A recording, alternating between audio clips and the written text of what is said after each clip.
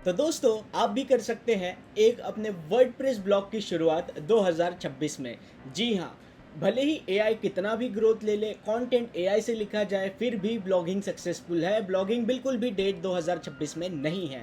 मैं आपको बताता हूँ, मेरी 5 महीने पुरानी वेबसाइट, यानी मैंने 5 महीने पहले एक डोमेन खरीदा, उसे सेटअप किया, अच्छा कंटेंट जनरेट करवाया एआई से, और रिजल्ट में हमें मिला 1 लाख से ज़्यादा का ऑर्गेनिक गूगल सर्च से ट्रैफिक। मज़े की बात यह है कि ऑलमोस्ट इसमें का ट्रैफिक टायर 1 कंट्री से आ रहा है, यानी यूएसए यूके से ट्रैफिक आ रहे हैं। तो आप अर्निंग भी सोच सकते हो कितनी बेहतरीन हो रही होगी। अब ये एक माइक्रो निच ब्लॉग है, यानी हमने एक स्पेसिफिक चीज़ को, हमने एक स्पेसिफिक टॉपिक को सिलेक्ट किया है और उस पर इस वेबसाइट को बनाया है। तो चलिए इसे समझते हैं, क्योंकि वेबसाइट बनाना बहुत आसान है, ब्लॉग शुरू करना भी बहुत आसान है। आपको किसी कोडिंग लैंग्वेज की ज़रूरत नहीं है और ना ही कोई एक्सपीरियंस की।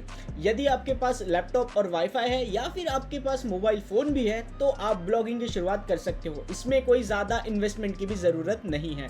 तो चलिए शुरू करते हैं। तो आज के इस वीडियो में केस स्टडी को समझते हैं ध्यान से। वेबसाइट का यूआरएल और बाकी सारी चीज़ें मैं हाइड कर दूंगा, क्योंकि मैं नहीं चाहता इस नीच को, जिसको मैंने फाइंड किया है, उस पर आधे से ज़्यादा लोग चले जाएं और उस नीच के कंटेंट या ट्रैफिक या कीवर्ड को ब्रेक डाउन कर ले और मेरे वेबसाइट की रैंकिंग डाउन हो जाए। ये वीडियो मैं पर्सनली उन लोगों के लिए बना रहा हूँ जिन्हें लग रहा है कि ब्लॉगिंग 2026 में डेड है।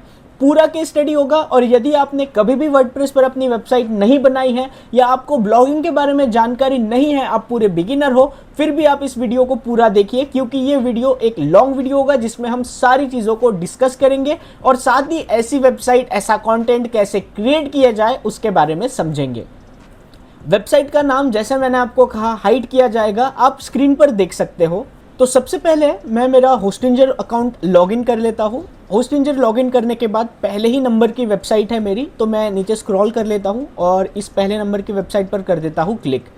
अब जैसे ही मैंने इस पर क्लिक किया, नेक्स्ट ऐप पर आप देख सकते हो एक मेरा माइक्रोनिच वेबसाइट खुल गया है, जहां पर आपको लिखा दिख रहा है फिटबिट एयर। ठीक है, आप मेन्यूज देख सकते हो, Fitbit air comparison, reviews, Fitbit air tricks.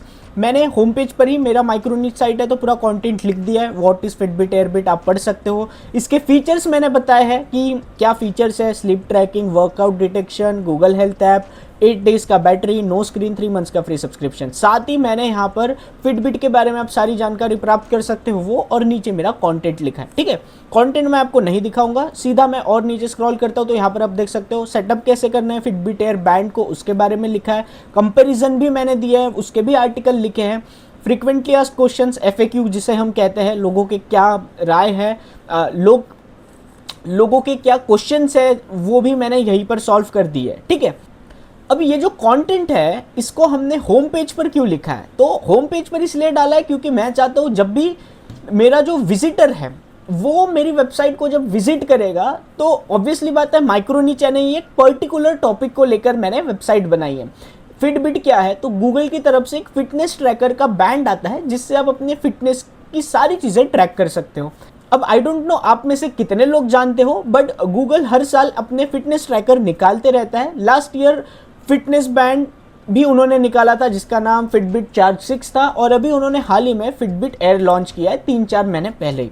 तो मैंने सोचा ये एक बहुत अच्छी नीच है, इस पर बहुत ज़्यादा लोग काम नहीं करेंगे। मोस्टली जो लोग काम करते हैं वो या तो टेक रिव्यूज़ वाले, या तो फिर टेक ब्लॉग्स होते हैं या न्यूज़ पोर्टल्स होते हैं, वो काम करते हैं। तो मैंने सोचा इस पर काम किया जाए। अब इस पर काम किया कैसे जाए? तो अब कंटेंट मैंने सोचा खुद से लिखूंगा तो बहुत टाइम लगेगा, रिसर्च करनी पड़ेगी, बहुत सारी फंक्शनैलिटीज़ आएगी, तो क्यों ना एक ऐसा प्रॉम्प्ट बनाया जाए और क्लॉड एआई से कंटेंट लिखवाया जाए।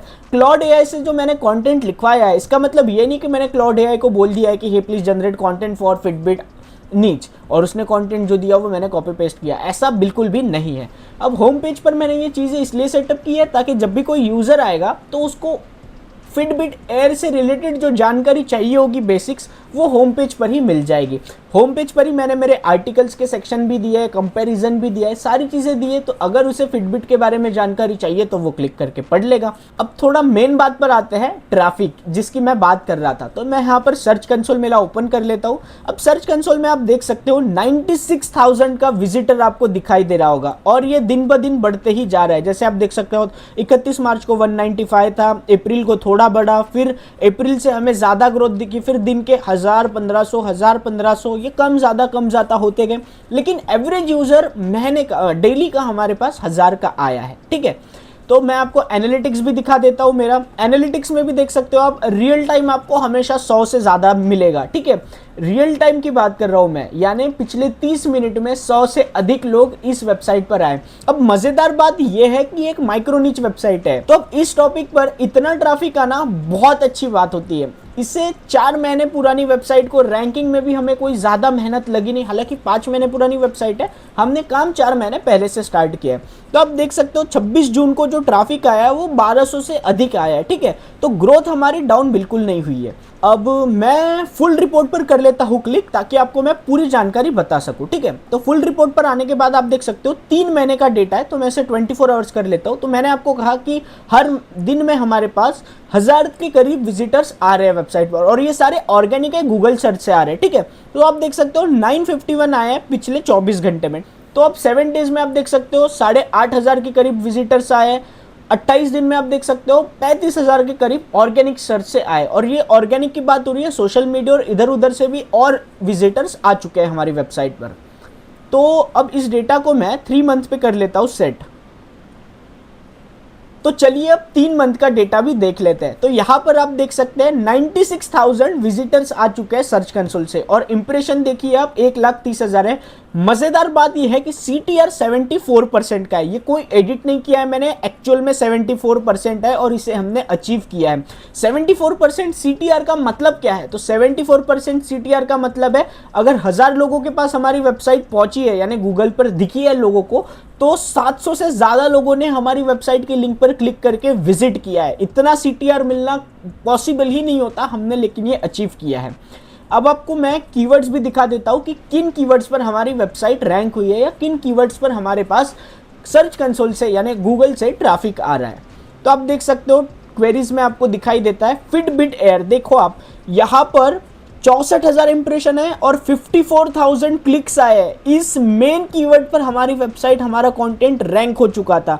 तो Fitbit air, Fitbit comparison, Fitbit review, Fitbit strap, अब देख सकते हो 6,000, 4,000, 4,000, 3,000, इतना ज़्यादा ट्रैफिक आया है इन कीवर्ड से हमारी वेबसाइट पर कि मैं बता नहीं सकता। और मैं आपको पहले ही बता रहा हूँ कि ये एक माइक्रो निच वेबसाइट है और इस कीवर्ड की डिफ़िकल्टी बहुत ज़्यादा है। मल्टीपल जो बड़े जायंट्स है वेबसाइट, वो इस पर काम कर रहे थे, फिर भी हमने ये रिजल्ट अचीव किया है। 4 महीने पुरानी वेबसाइट है। अब आप देख सकते हो फिटबिट एयर, जितने भी, मैं एक बार रिलोड कर लेता हूँ। अब ये जितने भी कीवर्ड्स हैं, इन पर जो हमने ट्रैफिक जनरेट किया है गूगल सर्च से, वो बहुत आसान नहीं था और बहुत मुश्किल भी नहीं था। आप भी ये सारी चीज़ें कर सकते हो। तो इसको किया कैसे जाए? तो ब्लॉगिंग में आपको 4-5 चीज़ें ही ध्यान देने की ज़रूरत होती है। सबसे पहला आता है डोमेन यानी हमारी वेबसाइट का नाम, हमारी वेबसाइट का एड्रेस।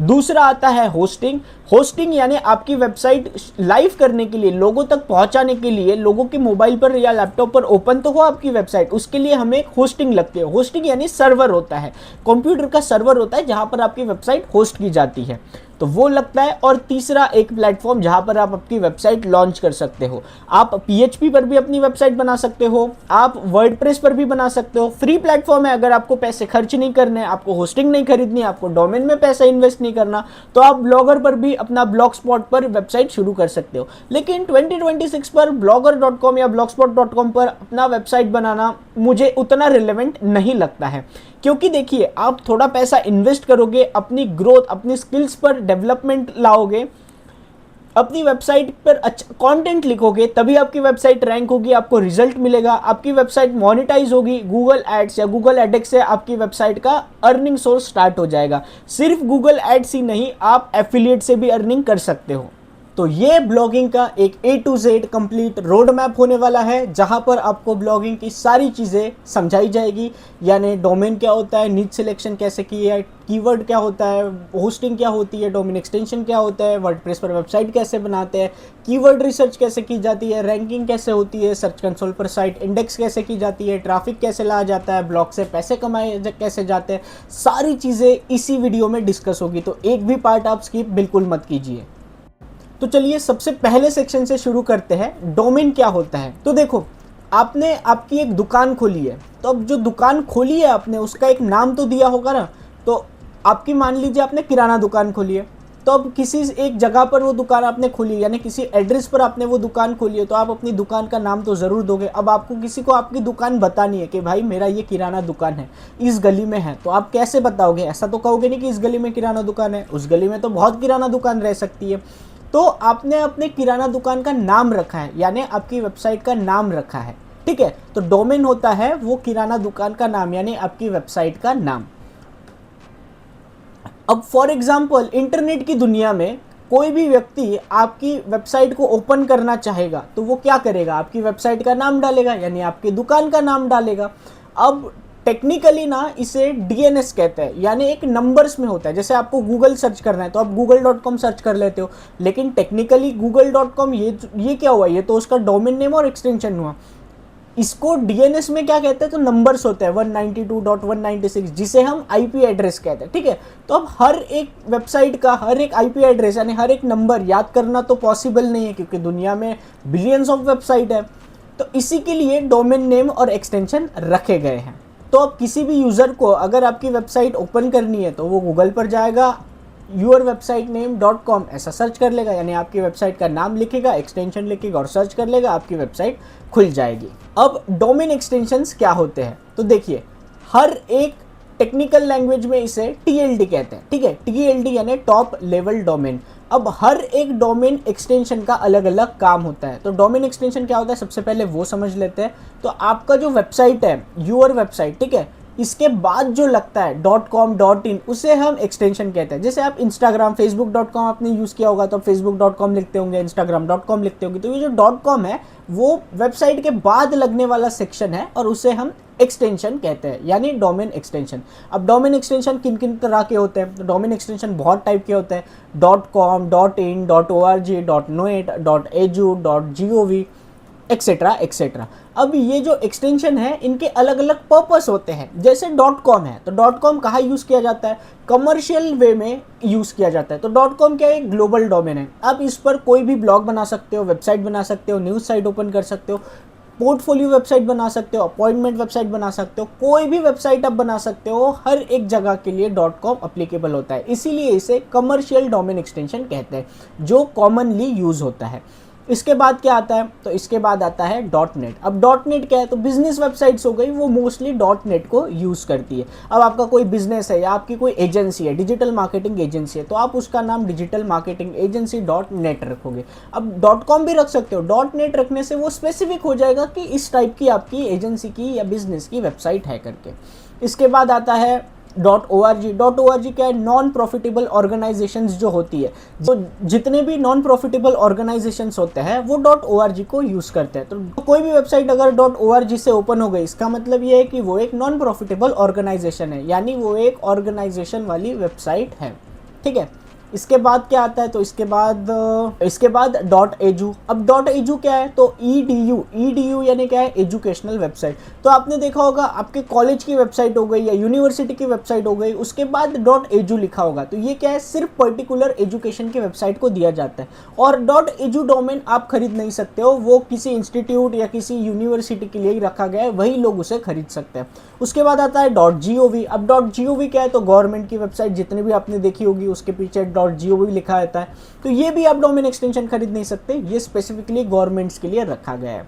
अब ये तो बात हो गई डोमेन एक्सटेंशंस की। इसके अलावा भी कंट्री लेवल पर भी डोमेन एक्सटेंशंस होते हैं, जैसे .in हो गया, .uk हो गया, .uk .USA ऐसे।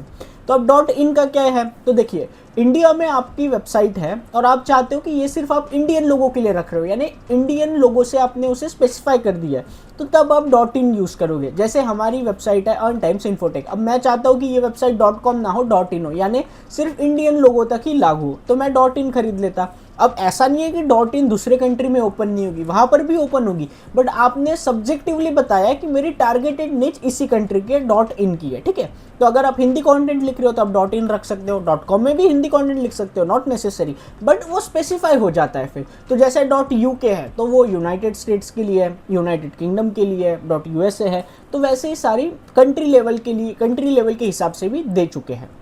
आपको कौन सा डोमेन एक्सटेंशन यूज़ करना चाहिए, तो देखिए अगर आपका ई कॉमर्स वेबसाइट है तो आप डॉट स्टोर यूज़ कीजिए, डॉट कॉम भी यूज़ कर सकते हो। अगर आपका ब्लॉग है तो आप डॉट कॉम यूज़ कीजिए, डॉट इन यूज़ कीजिए, या डॉट ब्लॉग भी यूज़ कर सकते हो। कॉमनली जो यूज़ होता है वो डॉट कॉम और डॉट इन ही यूज़ होता है हमारे इंडिया में, तो आपको डॉट कॉम के साथ ही जाना चाहिए। क्योंकि अगर आपने कोई अपना ब्लॉग बना लिया या आपने कोई एक वेबसाइट बनाई है और आपने उसका डोमेन एक्सटेंशन डॉट इन लिया है और आप बाद में चाहते हो कि अरे नहीं मैं ग्लोबली भी जाना चाहता हूँ, तो फिर आपको एक फिर से एक्सटेंशन खरीद के उस पर वेबसाइट बनानी पड़ेगी, वो थोड़ा मेहनत का काम हो जाता है। तो बेटर इज आप पहले ही एक अच्छा डोमेन एक्सटेंशन चूज़ कर लीजिए। तो मेरे हिसाब से आपको डॉट कॉम या डॉट इन के साथ ही जाना चाहिए, बाकी डोमेन एक्सटेंशंस को आप अवॉइड करें। अब बारी आती है डोमेन नेम कैसे चूज़ करें। तो देखिए डोमेन नेम चूज़ करते समय आपको 5 चीज़ों का ध्यान रखना है। वो कौन सी है, तो आपको इसे शॉर्ट एंड सिंपल रखना है, स्पेलिंग मिस्टेक ना हो ऐसा डोमेन रखिए, मतलब इजी टू रिकॉल हो, हाइफेंस उसमें ना हो, यानी कोई नंबर या हाइफेन ना है, डैश वगैरह कुछ भी ना है, वो आपके ब्रांड नेम से मिलता जुलता हो, यानी रिलेटेबल हो। यानी अगर आपकी कोई एजेंसी है, आपका एजेंसी का नाम है ABC एजेंसी, तो आपका वेबसाइट का नाम जो आप खरीदोगे वो भी ABC एजेंसी उससे रिलेटेड ही होना चाहिए। ऐसा ना हो कि आप XYZ एजेंसी ले लो, वो तो आपके ब्रांड नेम से मिलेगा ही नहीं। फ्यूचर प्रूफ रखिए, जैसे मैंने आपको कहा कि डॉट इन की जगह डॉट कॉम खरीदे, यानी स्पेसिफिक चीज़ों को टारगेट करिए। तो इन चीज़ों को आपको ध्यान में रखना होगा। अब शॉर्ट एंड सिंपल क्यों, तो जितना छोटा आपका डोमेन नेम होगा उतना ज़्यादा लोग उसे आसानी से रिमेंबर कर पाएंगे, और सिंपल वर्ड सिंपल नाम रखोगे तो उसमें स्पेलिंग मिस्टेक भी लोगों की नहीं होगी।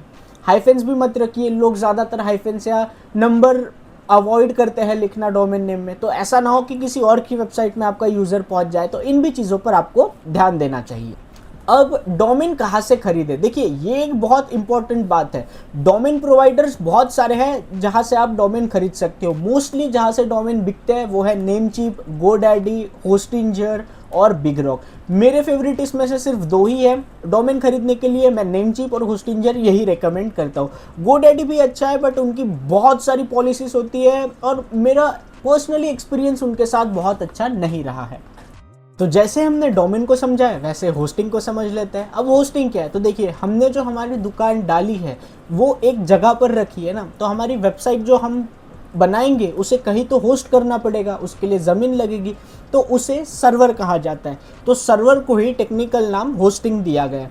तो आपकी वेबसाइट का सारा डेटा, जैसे इमेजेस हो गया, डेटाबेस हो गया, कंटेंट हो गया, वो कहीं पर स्टोर होता है, और वो कहीं पर मतलब सर्वर पर स्टोर होता है। तो सर्वर पर सारा डेटा लोड होता है। तो जब भी कोई यूज़र अपने ब्राउज़र में आपकी वेबसाइट का नाम डालकर एंटर क्लिक करता है, तो एंटर क्लिक करने के बाद आपकी वेबसाइट ओपन होने से पहले वो आपके सर्वर से कनेक्ट होती है। सर्वर से कनेक्ट होने के बाद सर्वर पर लोड होती है। सर्वर पर लोड होने के बाद यूज़र को अपने डिवाइसेस पर आपकी वेबसाइट शो करती है। तो इस तरह का कुछ प्रोसेस होता है।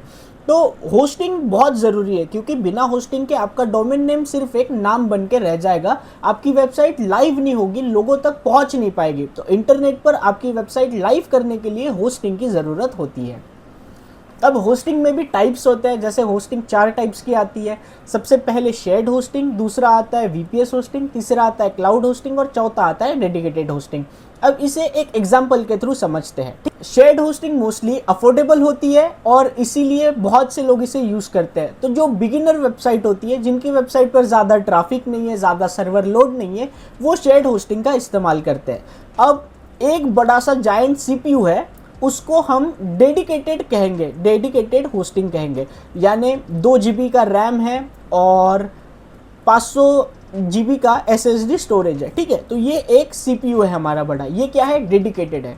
अब इस डेडिकेटेड के हमने 2 टुकड़े किए, यानी उसे 2 हिस्सों में बांट दिया। तो अब हमारे पास जो 2 रैम थी उसको हमने 1 GB रैम एक पर्सन को दी और 1 GB रैम एक पर्सन को दी। तो ये क्या बन गए, ये हमारे VPS बन गए। ठीक है, अब VPS बनने के बाद VPS में ही हमने क्लाउड भी अनेबल किया, यानी कोई भी यूज़र जो रहेगा वो डेडिकेटेड होस्टिंग पर, उसकी वेबसाइट पर अगर बहुत ट्रैफिक है, जैसे 10 लैक्स है, 5 लैक्स है, तो वो डेडिकेटेड होस्टिंग यूज़ करेगा।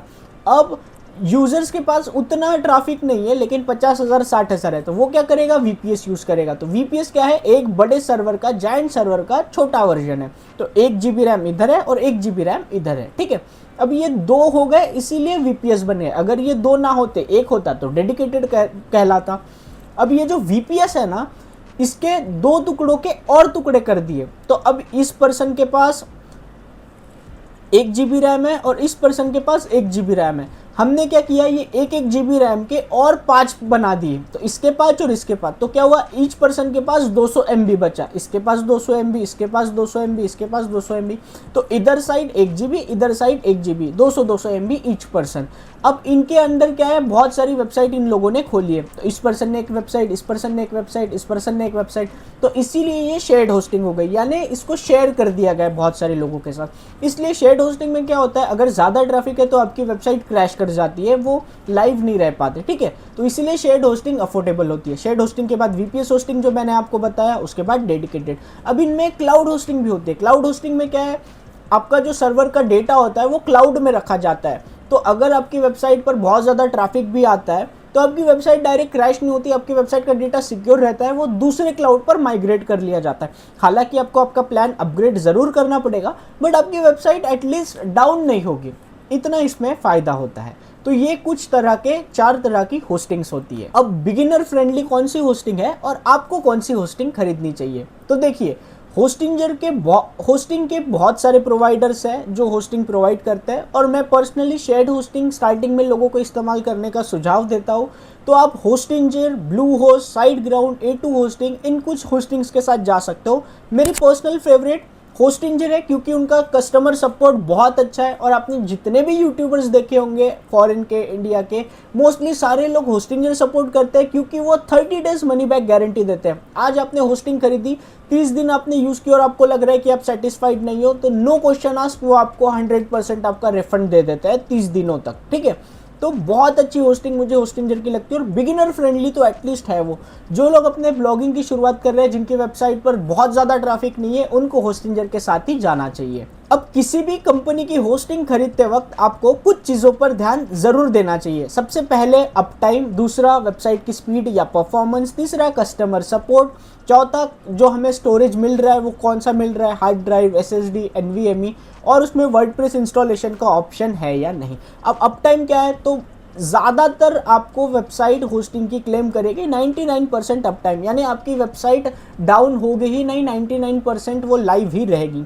दूसरा परफॉर्मेंस, क्योंकि आपकी सर्वर का जो लोकेशन है वो भी बहुत मायने रखता है। अब मान लीजिए हमारी टारगेटेड ऑडियंस इंडियन है और मैंने सर्वर जर्मनी या US का लिया है, तो इंडिया में वो वेबसाइट खुलने में थोड़ा सा मिली सेकेंड का टाइम लेगी, लेकिन मिली सेकेंड भी बहुत ज़्यादा होता है जब बहुत सारे लोग आपकी वेबसाइट यूज़ करते हैं या ओपन करते हैं एक ही टाइम पर। ठीक है, कस्टमर सपोर्ट, अगर आपकी वेबसाइट पर कोई खराबी आ गई या आपकी होस्टिंग सही से नहीं चल रही है तो आप किसके पास जाओगे, कस्टमर सपोर्ट के पास जाओगे। अगर उनका कस्टमर सपोर्ट ही आपको टाइम पर रिप्लाई नहीं देगा तो फिर वैसी होस्टिंग लेने का फ़ायदा क्या होगा, आपकी वेबसाइट तो बंद पड़ जाएगी। तो इसलिए 24/7 का कस्टमर सपोर्ट वाली ही आपको होस्टिंग चूज़ करनी चाहिए। स्टोरेज पर आप ध्यान दीजिए, SSD स्टोरेज या NVMe स्टोरेज ही हो, और उसका बैंडविड्थ भी बहुत अच्छा हो, ताकि आपकी वेबसाइट पर जितना भी लोड आए, ट्रैफिक आए, वो हैंडल किया जाए। ठीक है, और वर्डप्रेस इंस्टॉलेशन यानी सॉफ्टटेक्लेस हो, अगर cPanel मिल रहा है तो, या अगर HPanel होस्टिंजर है तो HPanel मिलेगा, तो वहाँ पर डायरेक्ट वर्डप्रेस इंस्टॉल करने का ऑप्शन है। तो इन सारी चीज़ों का आपको ध्यान रखना है होस्टिंग खरीदते टाइम। अब मैं आपको कहूँगा कि आप होस्टिंजर के साथ ही जाइए। होस्टिंजर का आपको होस्टिंग 5,500 का आप कूपन कोड लगाइए, अर्न टाइम्स 10 करके आपका 10% का इंस्टेंट डिस्काउंट मिलेगा, और वो आपका होस्टिंग 4,500 या 4,800 का होगा। अगर आपको इस पर भी डिस्काउंट चाहिए तो दिए गए नंबर पर आप हमें व्हाट्सअप कीजिए, हम आपको यही होस्टिंग 4,000 या उससे भी कम में प्रोवाइड करा देंगे। तो अब बारी आती है नीच सिलेक्शन की, लेकिन उससे पहले समझते हैं कि नीच क्या होता है। तो देखिए, आपकी वेबसाइट पर आप जो भी टॉपिक या कैटेगरी के ऊपर अपना कंटेंट लिखते हैं इसे हम नीच कहते हैं। ठीक है, अब नीच बहुत सारी टाइप की होती है, हेल्थ नीच, फाइनेंस नीच, टेक्नोलॉजी नीच, ट्रैवल नीच, फूड ब्लॉग या रेसिपी या पर्सनल डेवलपमेंट की नीच, अलग अलग टाइप की नीचेस होती है। अब इनमें से आपको कौन सा नीच सिलेक्ट करना चाहिए, ये एक बहुत ही इंपॉर्टेंट सवाल है और अक्सर ब्लॉगर यहीं पर गलती कर बैठते हैं और अपनी ब्लॉगिंग जर्नी को ख़त्म कर देते हैं। देखिए, आपको नीच वही सिलेक्ट करनी चाहिए जिस पर आपको इंटरेस्ट हो, यानी आप वो टॉपिक पर कंटेंट लिखिए जिस पर आपको इंटरेस्ट हो, जिसके बारे में आपको एक्सपीरियंस हो, जिसके बारे में आपको नॉलेज हो, जिसके बारे में आपको अधिकतम जानकारी हो। क्योंकि अगर आपने गलत नीच पकड़ ली तो आप कुछ दिन उस पर कंटेंट लिखोगे, लेकिन आप कंसिस्टेंटली उस पर कंटेंट नहीं लिख पाओगे। एक टाइम पर आप बोर हो जाओगे, आपको समझ नहीं आएगा कि इस पर क्या कंटेंट लिखा जाए, और ऐसे में आपकी ब्लॉगिंग की जर्नी खत्म हो जाएगी। आपको माइक्रो नीच या एक स्पेसिफिक नीच पर काम करना चाहिए। माइक्रो नीच का मतलब होता है कि एक पर्टिकुलर टॉपिक, जैसे अब मान लीजिए आपके पास फ़ोन है, आप आईफोन यूज़ कर रहे हो और आईफोन में भी आप स्पेसिफिक आईफोन यूज़ कर रहे हो, आईफोन 16, और आप अपना वेबसाइट पर जितना भी कंटेंट लिख रहे हो वो सिर्फ आईफोन 16 पर लिख रहे हो, तो वो माइक्रो नीच हो गई। अगर आप आईफोन पर भी लिख रहे हो तो फिर भी वो माइक्रो नीच हो गई। लेकिन अगर आप आईफोन पर लिखने की जगह एप्पल प्रोडक्ट्स पर लिख रहे हो तो वो माइक्रो नीच में नहीं आएगा, क्योंकि आपने सारे एप्पल के प्रोडक्ट्स इंक्लूड कर दिए। ठीक है, तो वो वेरी करता है, क्योंकि आप फ़ोन के बारे में तो लिख रहे हो लेकिन आप आईफोन पर लिख रहे हो, आप एंड्रॉयड पर नहीं लिख रहे हो, आप एप्पल के फ़ोन पर लिख रहे हो, तो वो कैटेगराइज हो गया, तो इसलिए उसे माइक्रो नीच कहते हैं। अब आपको एक टॉपिक पर या एक नीच पर कंटेंट लिखना बहुत ज़रूरी है, क्योंकि गूगल भी उन्हीं वेबसाइट पर ट्रस्ट करता है जो किसी पर्टिकुलर टॉपिक पर लिखता है। तो गूगल को लगता है कि इस टॉपिक के बारे में इस ऑथर को ज़्यादा जानकारी है, और वैसे ही वेबसाइट पर गूगल ट्रस्ट दिखाता है। ऑडियंस, अब जो विजिटर आपकी वेबसाइट पर आ रहा है, अगर उसे रिलेटेड कंटेंट आपकी वेबसाइट पर पढ़ने मिलेगा तो उसे अच्छा लगेगा, वो बाकी की भी पोस्ट पढ़ेगा। लेकिन अगर आपने आपकी वेबसाइट लिखी है हेल्थ के बारे में और वहाँ पर आपने एक पोस्ट फाइनेंस की डाल दी और यूज़र को वो फाइनेंस की पोस्ट दिख गई, तो यूज़र भी कंफ्यूज हो जाएगा कि भाई ये कैसी वेबसाइट पर मैं आ गया, इसे पढ़ूँ या नहीं पढ़ूँ, ये ट्रस्टेड है या नहीं। मोनेटाइजेशन और एक चीज़ है। अब अगर आपने बहुत सारे 100 तरह के टॉपिक्स पर अपने वेबसाइट पर कंटेंट लिख दिया, तो जब आप एडसेंस के लिए अप्लाई करने जाओगे या मोनेटाइजेशन के लिए अप्लाई करने जाओगे तो आपको रिजेक्शन मिलेगा। उन लोगों को भी लगेगा कि इसको किसी चीज़ की जानकारी नहीं है, हर एक नीच में घुस रहा है। तो इसीलिए आपको एक टॉपिक या एक नीच को पकड़कर अपना कंटेंट लिखना चाहिए। अब नीच सिलेक्ट कैसे करें, ये भी एक बहुत बड़ा मुद्दा है। ठीक है, तो नीच सिलेक्ट करने के लिए आपको 5 स्टेप्स फॉलो करनी है। सबसे पहली स्टेप जो मैंने आपको पहले ही बता दी, अपने इंटरेस्ट को पहचानिए। आपको जिस भी टॉपिक के बारे में जानकारी है आप उस पर लिखिए। आप एआई के बारे में लिख सकते हो, आप फ़ोन्स के बारे में लिख सकते हो, आप किसी गैजेट का रिव्यू दे सकते हो, आप मूवी के रिव्यू दे सकते हो। आपका जो चीज़ में इंटरेस्ट है आप उस पर अपना टॉपिक, मतलब अपना नीच सिलेक्ट कर लीजिए। सेकेंड स्टेप, प्रॉफिटेबिलिटी चेक करना। अब देखिए, आपने मान लीजिए हेल्थ का नीच सिलेक्ट किया है तो आपको वहाँ पर ज़्यादा प्रॉफिट मिलेगा। क्यों? क्योंकि कुछ नीचेस है जो हाई प्रॉफिटेबल है, जहाँ पर ज़्यादा एडवर्टाइजर्स बिडिंग करते हैं, ज़्यादा एडवर्टाइजर्स पैसे लगाते हैं। तो टेक्नोलॉजी हो गया, हेल्थ हो गया, फाइनेंस हो गया, फिटनेस हो गया, इन सारी नीचेस पर ज़्यादा सीपीसी मिलता है, यानी क्लिक पर रेशो। तो जब भी कोई यूज़र आपकी कोई ऐड पर क्लिक करेगा तो आपको उससे ज़्यादा इनकम होती है। तो ये नीचेस पर काम करने से ज़्यादा प्रॉफिटेबिलिटी होती है। थर्ड स्टेप है कंपटीशन को एनालाइज करना। अब मान लीजिए आपने हेल्थ नीच को सिलेक्ट कर लिया और उसमें कोई स्पेसिफिक प्रोडक्ट है, कोई स्पेसिफिक नीच को सिलेक्ट कर लिया। अब उस पर बहुत सारे लोग ऑलरेडी काम कर रहे हैं, तो उस पर जो टॉपिक पर जो कंटेंट लिखा जाएगा वो हज़ारों आर्टिकल रहेंगे, तो वैसे में आपका आर्टिकल रैंक होना बहुत मुश्किल हो जाएगा। तो कंपटीशन को देख के ही आपको अपना नीच सिलेक्ट करना चाहिए।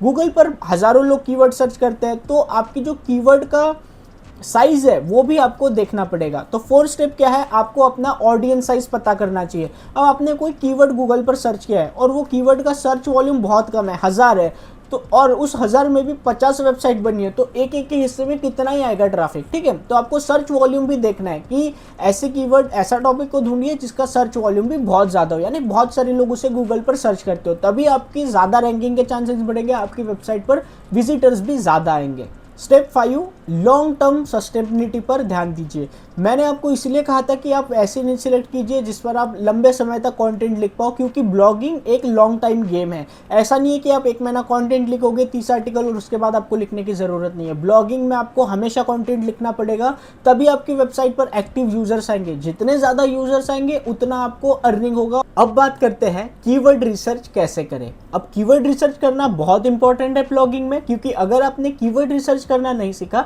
तो ब्लॉगिंग आपकी ऑलमोस्ट डेड हो जाएगी। अब कीवर्ड रिसर्च कैसे करें वो समझने से पहले कीवर्ड्स क्या होते हैं वह समझ लेते हैं।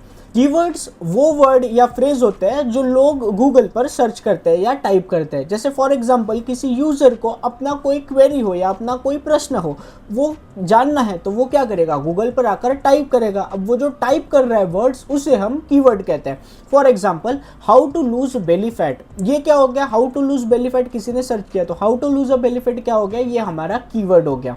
तो जितने भी सर्च इंजन गूगल के जैसे है, वहाँ पर जब भी कोई यूज़र अपना क्वेरी या अपना कोई भी वर्ड टाइप करता है उसे हम टेक्निकली कीवर्ड्स कहते हैं।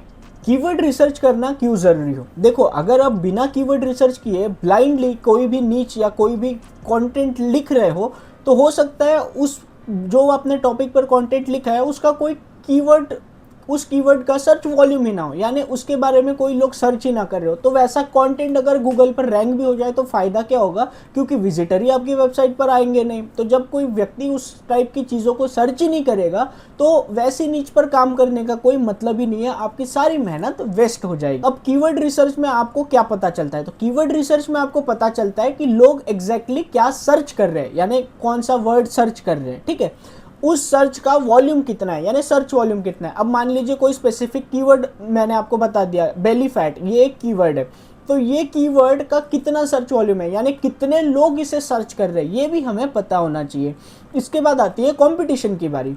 कंपटीशन यानी अब बेली फैट ये कीवर्ड पर कितने लोग काम कर रहे हैं। अब क्योंकि ये एक शॉर्ट टेल कीवर्ड है और ये कीवर्ड का सर्च वॉल्यूम बहुत ज़्यादा है, तो इस पर ऑलरेडी बहुत बड़ी बड़ी वेबसाइट काम कर रही होगी, तो इस पर रैंक करना मुश्किल हो जाता है। ठीक है, तो उस कीवर्ड का कंपटीशन कितना है ये भी हमें कीवर्ड रिसर्च से पता चलता है। तो ये तीन चीज़ें कीवर्ड रिसर्च हमें मेनली बताता है।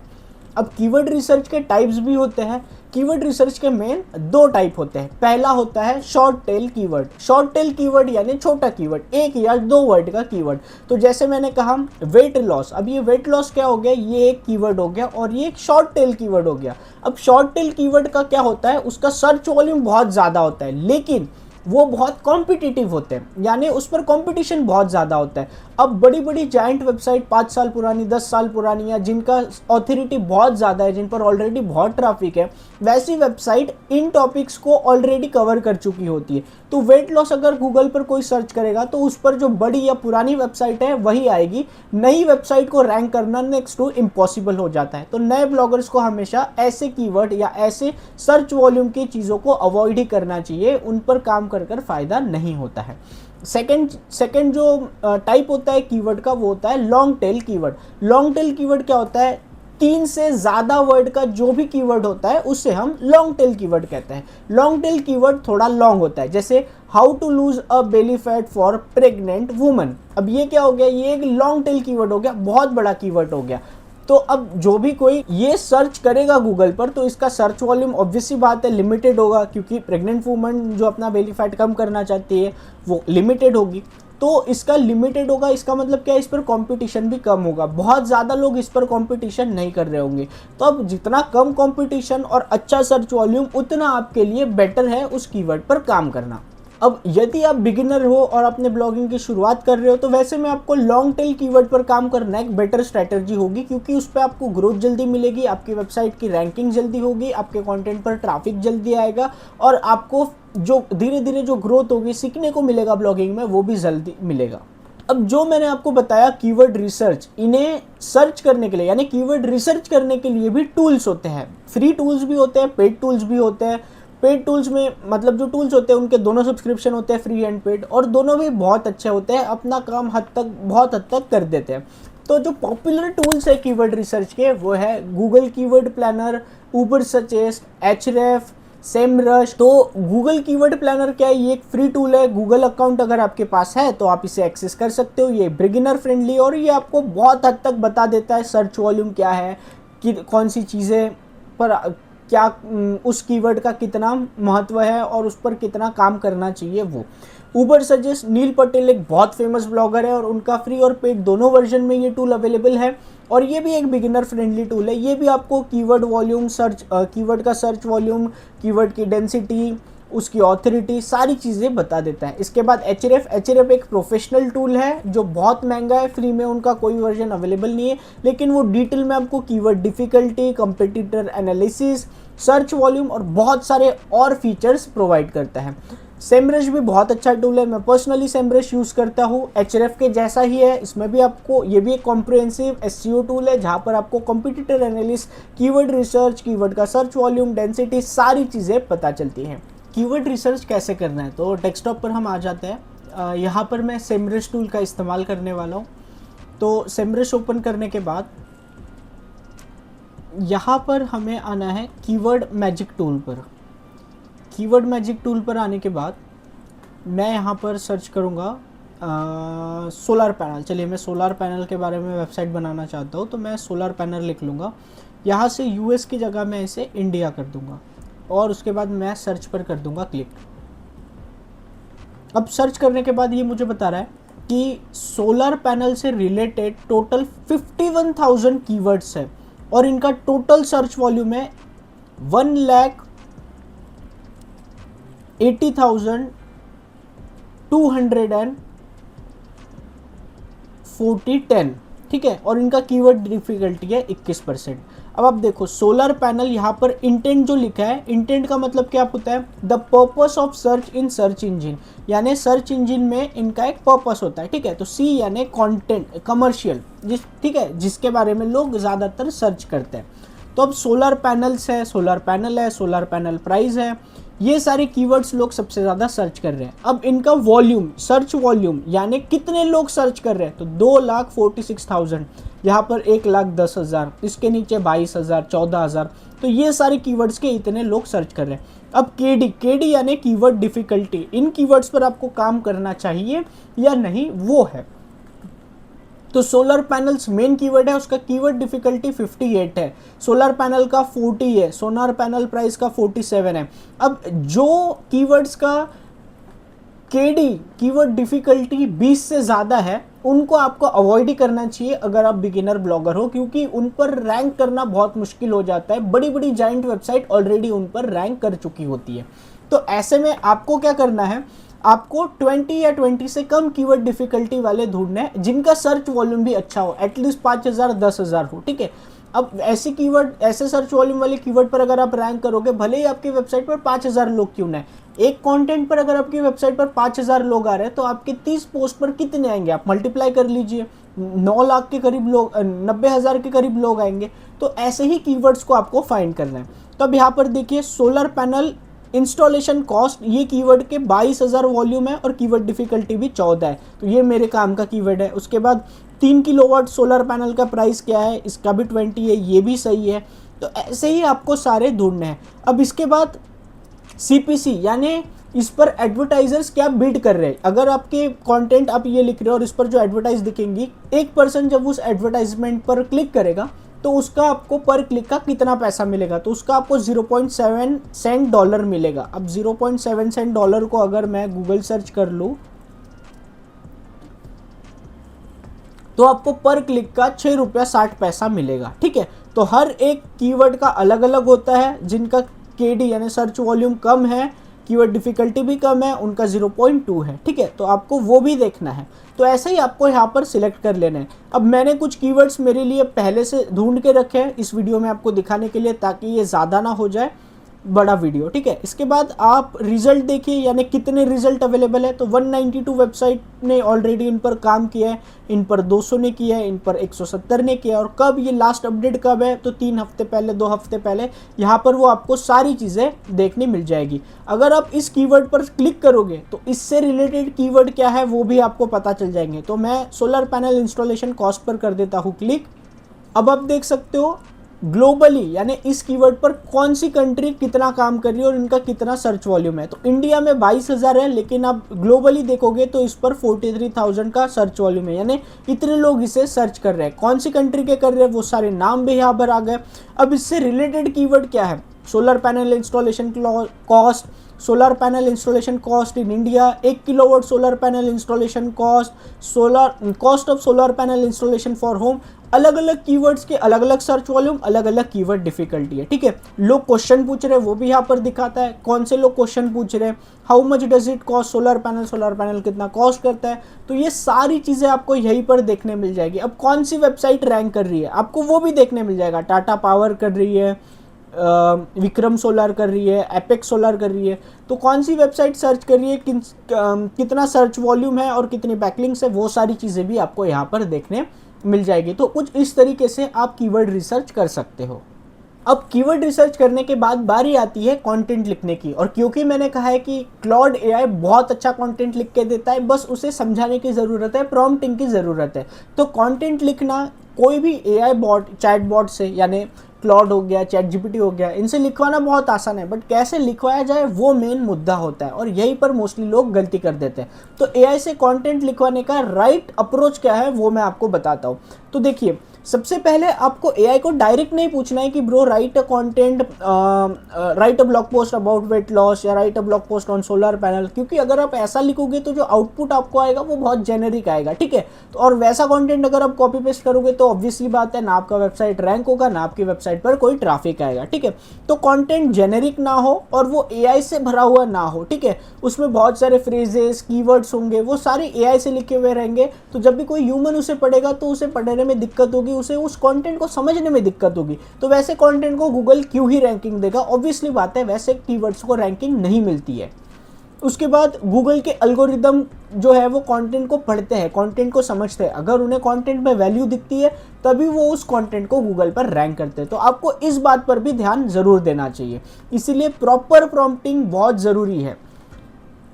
अब प्रॉम्प्ट लिखते समय आपको 5-6 चीज़ों का ध्यान देना पड़ेगा। पहली चीज़ ये है, कॉन्टेक्स्ट को सही से देना पड़ेगा, स्पेसिफिक कीवर्ड को बताना पड़ेगा, स्ट्रक्चर कैसा रखना है वो समझाना पड़ेगा, कितने वर्ड का होना चाहिए यानी वर्ड काउंट क्या है वो, और उसके बाद आपका जो पर्सनल नॉलेज है वो भी उसमें ऐड करना पड़ेगा। इसके बाद ही आपको एक सही आर्टिकल मिल पाएगा।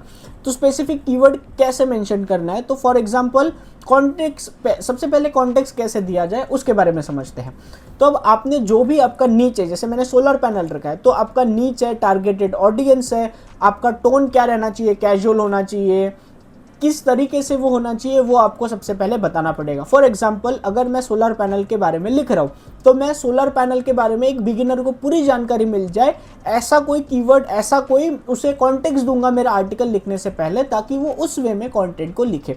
सेकंड चीज़, स्पेसिफिक कीवर्ड। अब मेरा सोलर पैनल है, किलोवाट कितना है, सोलर पैनल इंडिया में है, कौन से कंपनी का सोलर पैनल है, ये सारी कीवर्ड्स मैं इकट्ठा करूंगा और ये सारी कीवर्ड्स मैं उसको बताऊंगा कि ये कीवर्ड्स आपको आर्टिकल में मेंशन करने हैं।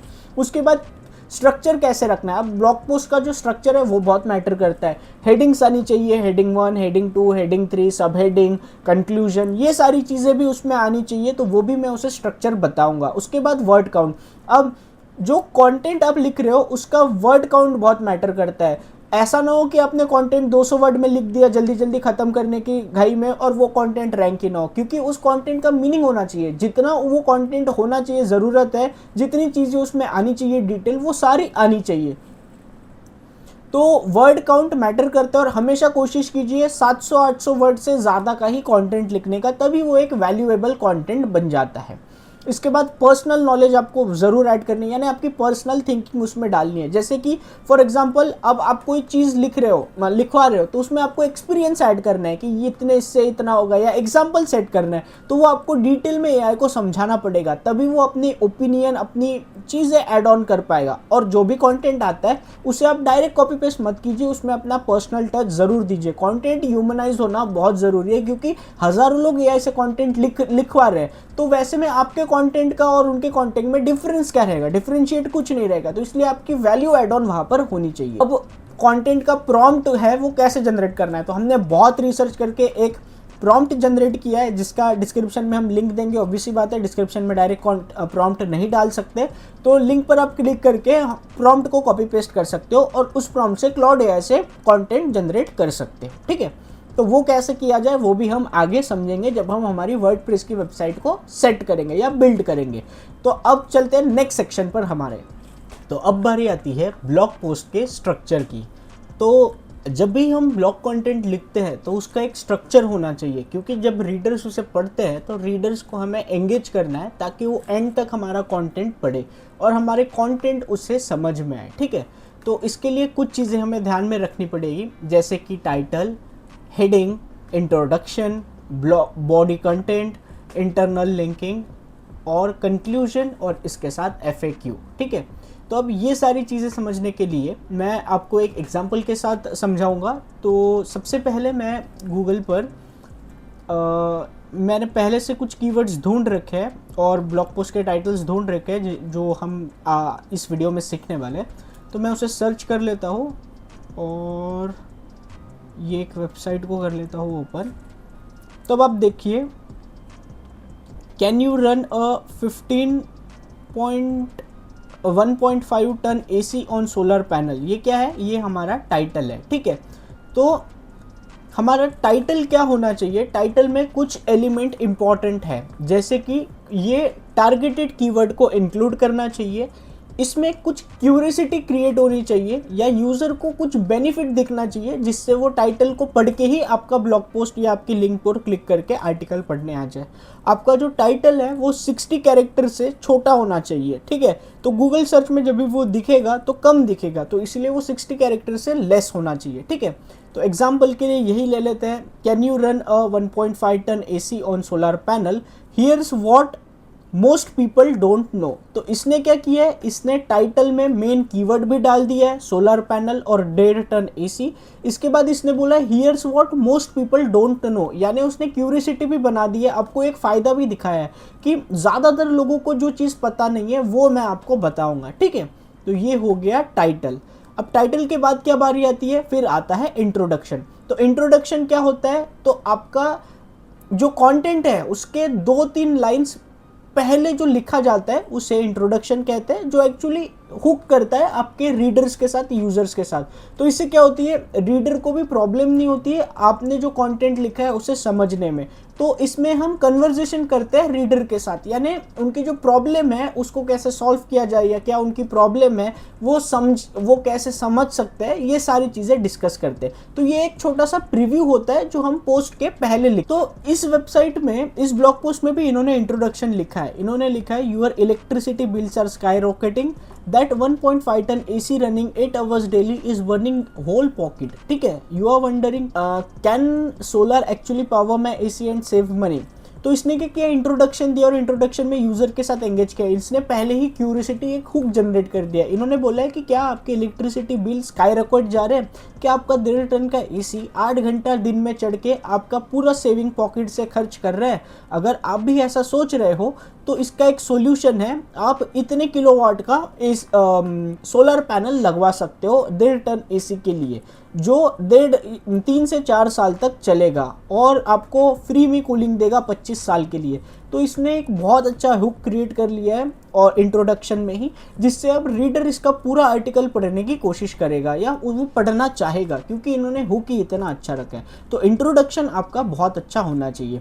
इसके बाद बारी आती है हेडिंग और सब हेडिंग की। अब हेडिंग और सब हेडिंग को हमने टैग्स दे रखे हैं टेक्निकल लैंग्वेज में, जिसे हम H1, H2, H3 कहते हैं। तो हेडिंग्स का काम क्या होता है, ये आपके कंटेंट के जो लॉजिकल सेक्शंस है उसे डिवाइड कर देता है सेक्शंस में, तो उसे हम हेडिंग 2, हेडिंग 3 करते हैं। तो अभी मान लीजिए किसी को कोई पर्टिकुलर सेक्शन या पर्टिकुलर हेडिंग का ही कंटेंट जानना है, तो वो उस हेडिंग पर क्लिक करके उसे पढ़ लेगा। ठीक है, तो इसे हम 2 चीज़ों में डिवाइड कर सकते हैं। पहला रीडर के लिए, तो अब जो लोग कंटेंट पढ़ने आते हैं वो कंटेंट में स्पेसिफिक उस टाइटल को देख के या वहाँ पर ही जंप करते हैं, जैसे उन्हें जो चीज़ जाननी है उसके लिए। सेकंड है SEO के लिए, तो अब गूगल जो है एल्गोरिदम, गूगल के जो क्रॉलर बॉट है, आपका कंटेंट पढ़ते या आपके कंटेंट के स्ट्रक्चर को समझते हैं तो वो हेडिंग के ज़रिए ही समझते हैं, तो आपको रैंकिंग भी बेटर मिलती है। तो हेडिंग्स क्या होगी, तो जैसे इन्होंने दी है, तो देखिए ये जो हमारा टाइटल है ये हमेशा H1 होता है। ठीक है, तो टाइटल ब्लॉग पोस्ट का हमेशा H1 होता है। उसके बाद जो मेन हेडिंग होती है, यानी क्या है, how much power does a 1.5 ton AC actually consume, ये क्या हो गई, ये हमारी हेडिंग हो गई। अब ये कौन सी हेडिंग हुई, तो ये H2 हो गई है। ठीक है, तो जो मेन हेडिंग होती है उसे H2 में रखा जाता है। अब उसके बाद पैराग्राफ इन्होंने रखे हैं, फिर उसके बाद क्या है, how many solar panels do we need, यानी हमें कितने सोलर पैनल्स चाहिए। ये क्या हो गया, ये हमारा H3 हो गया। H3 में क्या आ गया, सब हेडिंग हो गई। तो जो सब हेडिंग होती है वो H3 होती है। सोलर पैनल के ऑप्शंस, यूसेज, ये सब 3 हो गया। उसके बाद कितना सब्सिडीज लगेगा, ये सारा H3 में हम लिख सकते हैं, ठीक है। इसके बाद आता है बॉडी का कंटेंट, यानी जो हम कंटेंट लिख रहे हैं उसका बॉडी है वो कैसा होना चाहिए। तो आपको शॉर्ट पैराग्राफ्स लिखने हैं, यानी 2 या 4 लाइन के पैराग्राफ्स ही हो। बहुत ज़्यादा अगर लंबे आप पैराग्राफ या ब्लॉग्स लिखते हो तो रीडर भी उसे पढ़ेगा नहीं, वो अवॉइड करेगा, वो स्क्रॉल कर लेगा आपके वेबसाइट को या कंटेंट को, ठीक है। बुलेट पॉइंट्स और नंबर लिस्ट इस्तेमाल करना बहुत ज़रूरी है। जब जितना पॉसिबल हो आप इन्फॉर्मेशन को छोटा लिखिए और ऐसे फॉर्मेट में लिखिए, बुलेट में और नंबर में, जो इजी टू स्कैन हो और रीडर को पढ़ने में भी अच्छा लगे। सिंपल लैंग्वेज को यूज़ करें, बहुत ज़्यादा हाई पैराफ्रेसेस को इस्तेमाल ना करें, सिनोनिम्स यूज़ ना करें। जितना आसान आपका कंटेंट पढ़ने में होगा उतना रीडर के लिए आसान होगा। विजुअल को हमेशा यूज़ करें, जैसे इमेजेस हो गए, वीडियो हो गए, स्क्रीनशॉट हो गए, इन सारी चीज़ों को रेलेवेंट जगह पर ज़रूर इस्तेमाल कीजिए ताकि इससे आपका कंटेंट एंगेजिंग लगेगा, ठीक है। तो यहाँ पर आप देख सकते हो इन्होंने ये जो टेबल बनाया है, ये टेबल बना के बहुत अच्छी चीज़ की है। इसके बाद इन्होंने ये जो दिया है पॉइंट और इसमें ये है, इसे हम बुलेट पॉइंट्स कहते हैं, ठीक है। तो बुलेट पॉइंट्स आप ज़रूर दीजिए और इमेजेस का इस्तेमाल भी आपको ज़रूर करना है। जब तक आप इमेज यूज़ नहीं करोगे तो वो विजुअली उतना अच्छा आपका कंटेंट रीडर को पढ़ने में नहीं लगेगा। और गूगल भी ऐसे कंटेंट को प्रायोरिटी देता है जिसमें विजुअल भी होता है, ठीक है। तो टेक्स्ट से ज़्यादा लोग इमेज फॉर्मेट पसंद करते हैं, तो इमेज भी आपको रखने हैं। इसके बाद इंटरनल और एक्सटर्नल लिंकिंग। अब आपके कंटेंट में आपको इंटरनल लिंकिंग और एक्सटर्नल लिंकिंग का इस्तेमाल करना है। इंटरनल लिंकिंग क्या, तो आपके वेबसाइट के अंदर जितना भी कंटेंट है, जितने भी पोस्ट है, उस पोस्ट के कोई भी लिंक को, रिलेटेड लिंक को आप इस पोस्ट में लगा सकते हो, उसे इंटरनल लिंकिंग कहते हैं। एक्सटर्नल लिंकिंग क्या है, आपकी वेबसाइट के बाहर की वेबसाइट, यानी दूसरी वेबसाइट को आप अपनी वेबसाइट में लिंक कर रहे हो, तो उसे एक्सटर्नल लिंकिंग करते हैं। फॉर एग्जाम्पल अभी इन्हीं का जो आर्टिकल है इसमें आप देखिए, इन्होंने 10 watt Adani bifacial top con solar panel system ये रखा है। तो ये क्या है, ये इंटरनल लिंकिंग है। क्यों, क्योंकि आप नीचे पढ़ सकते हो इन्हीं के वेबसाइट का ये लिंक है। तो अगर मैं इस पर क्लिक करूंगा तो इन्हीं की वेबसाइट खुलेगी, ठीक है। तो इसे कहते हैं इंटरनल लिंकिंग। अब यहीं पर एक्सटर्नल लिंकिंग भी हो सकती है। क्या, तो यहाँ पर जो इन्होंने कंपनी दी है अडानी, ठीक है। अब ये अडानी अगर कोई क्लिक करेगा तो अडानी की वेबसाइट ओपन होगी, तो ये क्या हो गया, एक्सटर्नल लिंकिंग हो गया। इसके बाद आता है कंक्लूजन। अब कंक्लूजन में क्या होता है, आपने जितना भी पूरा कंटेंट लिखा है उसके बारे में आप ब्रीफली समराइज करते हैं, यानी कम शब्दों में आपके कंटेंट को आप बताते हैं, यानी काइंड ऑफ आप समराइज देते हैं या अपना ओपिनियन बताते हैं कि आपको क्या लगता है, ठीक है। इसे हम कॉल टू एक्शन की तरह भी समझ सकते हैं। जो लोग, अगर किसी को कोई कमेंट करना होगा या कुछ भी करना होगा, सब्सक्राइब करना होगा, न्यूज़लेटर देना होगा, तो वो आप इसमें बता सकते हो कि आप कमेंट में अपने सवाल पूछ सकते हो। आपको अगर कोई रिलेटेड पोस्ट चाहिए तो वो भी आप हमें बता सकते हो। तो आप कंक्लूजन में एक एंड नोट देते हो, ठीक है। तो यहाँ पर भी आप पढ़ोगे तो इस कंटेंट के एंड में आपको एक कंक्लूजन दिखेगा। कंक्लूजन में इन्होंने बताया है और कंटेंट जो है उसकी एक बेसिक समरी दी है ताकि यूजर्स को वो समझ में आए। इसके बाद आता है FAQ सेक्शन। ये ऑप्शनल है बट रिकमेंडेड है, आपको इसको ज़रूर यूज़ करना चाहिए। जितने भी सक्सेसफुल ब्लॉग्स आप देखोगे उसमें आपको FAQ सेक्शन ज़रूर दिखेगा। तो क्या होता है, लोगों के जो कॉमन क्वेरीज होते हैं या कॉमन क्वेश्चंस होते हैं उस टॉपिक के रिलेटेड जिस पर आपने कंटेंट लिखा है, तो वो लोगों को हेल्प करता है अपने आंसर्स जानने में। अब हो सकता है आपको लोगों को आपको पूरा कंटेंट नहीं पढ़ना, उनको जो बेसिक जानकारी चाहिए वही चाहिए, तो रीडर को स्पेसिफिक क्विक आंसर्स मिलने के लिए FAQ का इस्तेमाल किया जाता है। और गूगल में SEO के लिए भी गूगल FAQ को देखता है और अपने लोगों के कंटेंट और वेबसाइट को रैंकिंग देता है। तो यहाँ पर आप देख सकते हो इनके वेबसाइट में भी इन्होंने FAQ दिया और यहाँ पर क्वेश्चंस लिखे, how many solar panel do I need for 1.5 ton AC। 1.5 ton के AC के लिए कितने सोलर पैनल चाहिए, तो 330 वॉट के 8 से 10 सोलर पैनल चाहिए। उन्होंने सिंपल आंसर दिया है, जिससे कितना घंटा चलेगा, 6 से 8 घंटा आपको यूसेज मिलेगा। तो ऐसे ही आपको FAQ भी रखना है। इस तरीके से आपको अपना ब्लॉग पोस्ट का स्ट्रक्चर रखना है। तो यही सारी चीज़ें शुरू करने के लिए चलिए डेस्कटॉप की स्क्रीन पर मैं आपको शुरू से समझाता हूं कि कैसे आपको डोमेन और होस्टिंग खरीदना है। तो सबसे पहले मैं एक इनकॉग्निटो मोड ऑन कर लेता हूं आपको समझाने के लिए।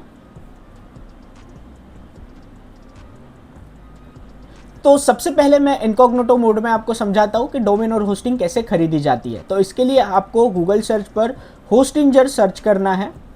होस्टिंजर जैसे ही आप सर्च करोगे पहला रिजल्ट में ही आपको दिख जाएगा, आपको इस पर करना है क्लिक। आप इसे एक्सेप्ट कर लीजिए। इसके बाद आपको प्राइसिंग पर चले जाना है। प्राइसिंग पर आने के बाद आप देख सकते हो आपको यहाँ पर 4 प्लान दिखाई दे रहे हैं। एक सिंगल है, सेकंड प्रीमियम है, थर्ड बिजनेस है और फोर्थ क्लाउड स्टार्टअप है। अब इसमें से हम सिर्फ 2 प्लान पर ध्यान देंगे, बाकी प्लान पर आपको ध्यान देने की बिल्कुल भी ज़रूरत नहीं है। लेकिन इससे पहले यहाँ पर ये जो सब्सक्रिप्शन का लेंथ है ये 48 मंथ्स है, तो इसे हमें 12 मंथ्स कर देना है, यानी हम 1 साल के लिए लेंगे। चाहो तो आप 1 महीने के लिए भी ले सकते हो, लेकिन वो आपको बहुत महंगी पड़ेगी और उसमें आपको डोमेन भी फ्री में नहीं मिलेगा। तो आपको डोमेन अलग से लेना पड़ेगा। डोमेन अलग से लोगे तो उसका भी आपको एडिशनल पैसा देना पड़ेगा। तो इससे अच्छा आप 12 महीने के लिए जाइए। अब सिंगल को तो आप निकाल दीजिए, सिंगल वेबसाइट का प्लान बिल्कुल बकवास है, इसको आप बिल्कुल भी मत देखिए। तो हमें प्रीमियम और बिजनेस पर फोकस करना है। अब प्रीमियम प्लान में हमें 219 रुपये महीने में ये होस्टिंग मिलेगी, जहां पर आपको 3 वेबसाइट बनाने का मौका मिलेगा। यानी इस प्लान पर आप 3 वेबसाइट शुरू कर सकते हो। 5 वाइब कोडिंग के क्रेडिट्स मिलेंगे आपको, 20 GB का SSD स्टोरेज मिलेगा, 2 मेल बॉक्सेस मिलेंगे पर वेबसाइट के लिए 1 साल के लिए, फ्री डोमेन मिलेगा 1 ईयर के लिए और फ्री मार्केटिंग का टूल मिलेगा 1 ईयर के लिए, ठीक है। इसके बाद जो बिजनेस प्लान है वो आपको 379 रुपीज़ पर मंथ पड़ेगा, जहां पर आप 50 वेबसाइट तक लॉन्च कर सकते हो। जी हाँ दोस्तों, आप 50 वेबसाइट तक होस्ट कर सकते हो। आपने एक वेबसाइट रेडी कर ली, उसके बाद दूसरी वेबसाइट रेडी करने के लिए आपको अलग से खर्चा करने की ज़रूरत नहीं, अलग से होस्टिंग लेने की ज़रूरत नहीं। एक ही प्लान में आप 50 वेबसाइट तक बना सकते हो। इसके बाद आपको सेम 5 वाइब कोडिंग के क्रेडिट्स मिलते हैं, 50 GB का आपको NVMe स्टोरेज मिलता है। अब पहला जो प्लान था, यानी दूसरा जो प्लान था प्रीमियम, वहां पर आपको SSD स्टोरेज मिलता है और बिजनेस में आपको NVMe मिलता है। अब इन दोनों में डिफरेंस क्या है, तो देखिए पहले आता है हार्ड ड्राइव। हार्ड ड्राइव थोड़ा स्लो होता है, जहां पर हम हमारा स्टोरेज रखते हैं। तो हमारी वेबसाइट का जितना भी डेटा रहेगा, इमेजेस रहेंगी, कंटेंट रहेगा, वो कहीं तो स्टोर किया जाएगा ना, तो वो होस्टिंग के ड्राइव में स्टोर किया जाएगा। यानी होस्टिंग के जो हमारा सर्वर है उसमें एक हार्ड ड्राइव लगी रहेगी और वहां पर स्टोर होगा ये डेटा। तो हार्ड ड्राइव स्लो होता है, SSD फास्ट होता है। तो प्रीमियम प्लान में हमें SSD मिलता है, उसका रीड राइट स्पीड भी बहुत अच्छा होता है। अब यहाँ पर जो है बिजनेस प्लान, वहाँ पर हमें NVMe का स्टोरेज मिल रहा है। अब NVMe का स्टोरेज बहुत ज़्यादा फास्ट होता है, तो आपकी वेबसाइट पर जितनी भी इमेजेस या जितना भी कंटेंट रहेगा वो बहुत जल्दी लोड होगा, वहाँ पर लोडिंग का इशू बिल्कुल नहीं रहेगा। इसके साथ ही आपको Node.js के वेब एप्स इंस्टॉल करने का ऑप्शन मिलेगा। अब प्रीमियम प्लान में ये ऑप्शन नहीं था, बिजनेस प्लान में इन्होंने दिया है। तो अगर आपको कोडिंग आती है और आप Node.js लैंग्वेज पर या इस फ्रेमवर्क पर वेब एप्स आपके बनाना चाहते हो तो वो भी आप यहाँ पर बना सकते हो। आपको यहाँ पर डेली का ऑन डिमांड बैकअप का ऑप्शन भी मिलता है फ्री में।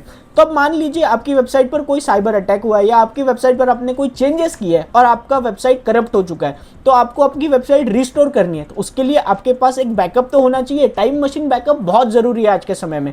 तो होस्टिंजर के बिजनेस प्लान में आपको ये बैकअप का ऑप्शन फ्री में मिल जाता है। तो आप इसे डेली या मंथली या वीकली पर सिलेक्ट कर लीजिए। इसके बाद ये ऑटोमेटिकली हर हफ्ते या हर रोज आपकी वेबसाइट का बैकअप जनरेट करते रहेगा। अब जिस किसी दिन आपकी वेबसाइट को आपको अंडू करना है तो आपको बस रिस्टोर बैकअप पर क्लिक करना होगा और आपका बैकअप रिस्टोर हो जाएगा।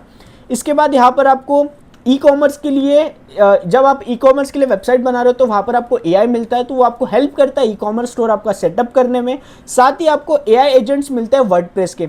यानी देखिए हम कंटेंट भी क्लाउड AI से जनरेट कर रहे हैं और हमारी वेबसाइट का डिज़ाइन भी हमें खुद करने की ज़रूरत नहीं, वो भी AI आपको खुद कर देगा। तो होस्टिंजर की तरफ से ना इन्होंने AI इंटीग्रेट कर रखा है। तो आपकी वेबसाइट डिज़ाइन के लिए आपको बस बेसिक चीज़ें बतानी है, उसे प्रॉम्प्ट देना है कि भाई हमारी वेबसाइट को कुछ इस तरह से डिज़ाइन कर, कुछ ऐसा लेआउट कर। हमारी वेबसाइट हो सकता है आपकी वेबसाइट ब्लॉगिंग की हो, या हो सकता है आपकी कोई टूल वेबसाइट हो, या हो सकता है आपने कोई पोर्टफोलियो वेबसाइट बनाई। आपको बस प्रॉम्प्ट देना है और AI खुद ब खुद आपके लिए वेबसाइट डिज़ाइन कर देगा, वो भी वर्डप्रेस पर। तो वहाँ पर भी आपको कोई डिज़ाइनिंग या आपका टाइम वेस्ट बिल्कुल नहीं होगा। इसके साथ आपको मिलता है फ्री CDN और यहाँ पर आप वर्डप्रेस की वेबसाइट को बहुत आसानी से मैनेज कर सकते हो। तो इनमें से आपको बिजनेस प्लान ही लेना चाहिए, मेरा रिकमेंडेशन वही है। अब बिजनेस प्लान को आपको चूज प्लान पर कर देना है क्लिक। डिस्क्रिप्शन में आपको लिंक मिलेगा, आप उस लिंक पर भी क्लिक करके इस वेबसाइट पर आ सकते हो। अब यहाँ पर हमने 12 मंथ सिलेक्ट किया है, तो आप देख सकते हो प्राइस यहाँ पर 4500 रुपीज़ है। डेली बैकअप का 0 रुपीज़ हमसे लिया जा रहा है। हम जैसा मैंने आपको स्टार्टिंग में कहा था, जो डोमेन आपको वेबसाइट शुरू करने के लिए लगता है वो भी आपको, अगर आप 1 ईयर का प्लान लोगे तो फ्री में मिलेगा, तो वो भी यहाँ पर फ्री में मौजूद है। और डोमेन का प्राइवेसी प्रोटेक्शन भी आपको फ्री में दिया है। टैक्स आपको 818 रुपीज़ लगा है, तो टोटल जो आपका बना है वो 5366 है। अब यहाँ पर आपको हैव अ कूपन कोड पर क्लिक करना है और यहाँ पर आपको अर्न टाइम्स 10 लिखना है। आप अर्न टाइम्स 10 लिख के अप्लाई कर दोगे तो आपको 10% का इंस्टेंट डिस्काउंट मिल जाएगा। तो आपका जो अफेक्टिव प्राइस होगा वो 4829 होगा। अब आप में से बहुत सारे लोग हैं जो स्टूडेंट्स हैं या जो इसको अफोर्ड नहीं कर पाएंगे, तो उनके लिए एक खुशखबरी है दोस्तों, होस्टिंजर का यही प्लान हम आपको इससे भी सस्ता देंगे। यही प्लान, जी हाँ दोस्तों, 50 वेबसाइट का बिजनेस प्लान। आप हमसे व्हाट्सएप पर कांटेक्ट कीजिए, डिस्प्ले आपको स्क्रीन पर आपको एक हमारा व्हाट्सएप नंबर दिखाई दे रहा होगा, आप उस पर कांटेक्ट कीजिए हमसे। और यही सेम 4830 रुपये वाला जो प्लान है वो हम आपको इससे भी सस्ता में दे देंगे। हम चाहते हैं कि ज़्यादा से ज़्यादा लोगों तक हम उनकी मदद कर सके और उनको इस जर्नी में जोड़ सके।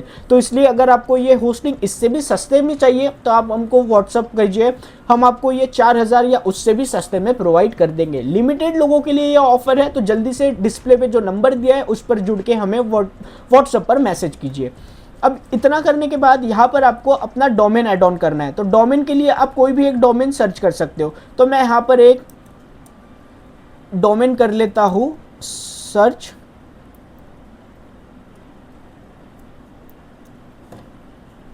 अब ये कह रहा है कि देखिए ये डोमेन अवेलेबल है और ये डोमेन पूरे 1 साल के लिए आपको फ्री में मिलेगा। तो ये डोमेन का 2500-3000 आपको देने की ज़रूरत नहीं, आप बस इधर सिलेक्ट कर लीजिए और आपका डोमेन भी फ्री में आपको मिल जाएगा। तो देख सकते हो आप, अब यहाँ पर डोमेन 2 साल के लिए, तो आप इसे 1 साल के लिए कर लीजिए।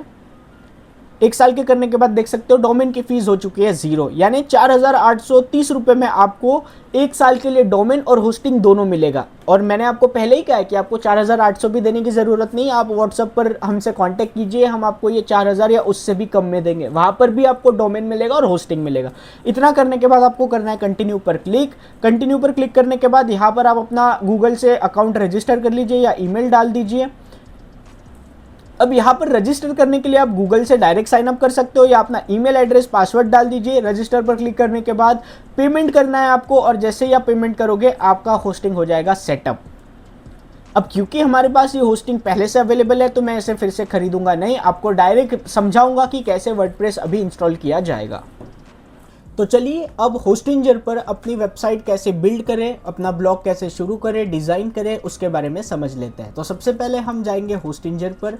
अब होस्टिंजर पर मैं कर लूँगा अपना अकाउंट लॉगिन करने के बाद आपको आना है होम पेज और वेबसाइट के सेक्शन पर। ऑल वेबसाइट पर क्लिक करके यहाँ पर आपको 2 ऑप्शन दिखेंगे, माइग्रेट वेबसाइट और दूसरा है ऐड वेबसाइट। तो आपको ऐड वेबसाइट पर क्लिक करना है।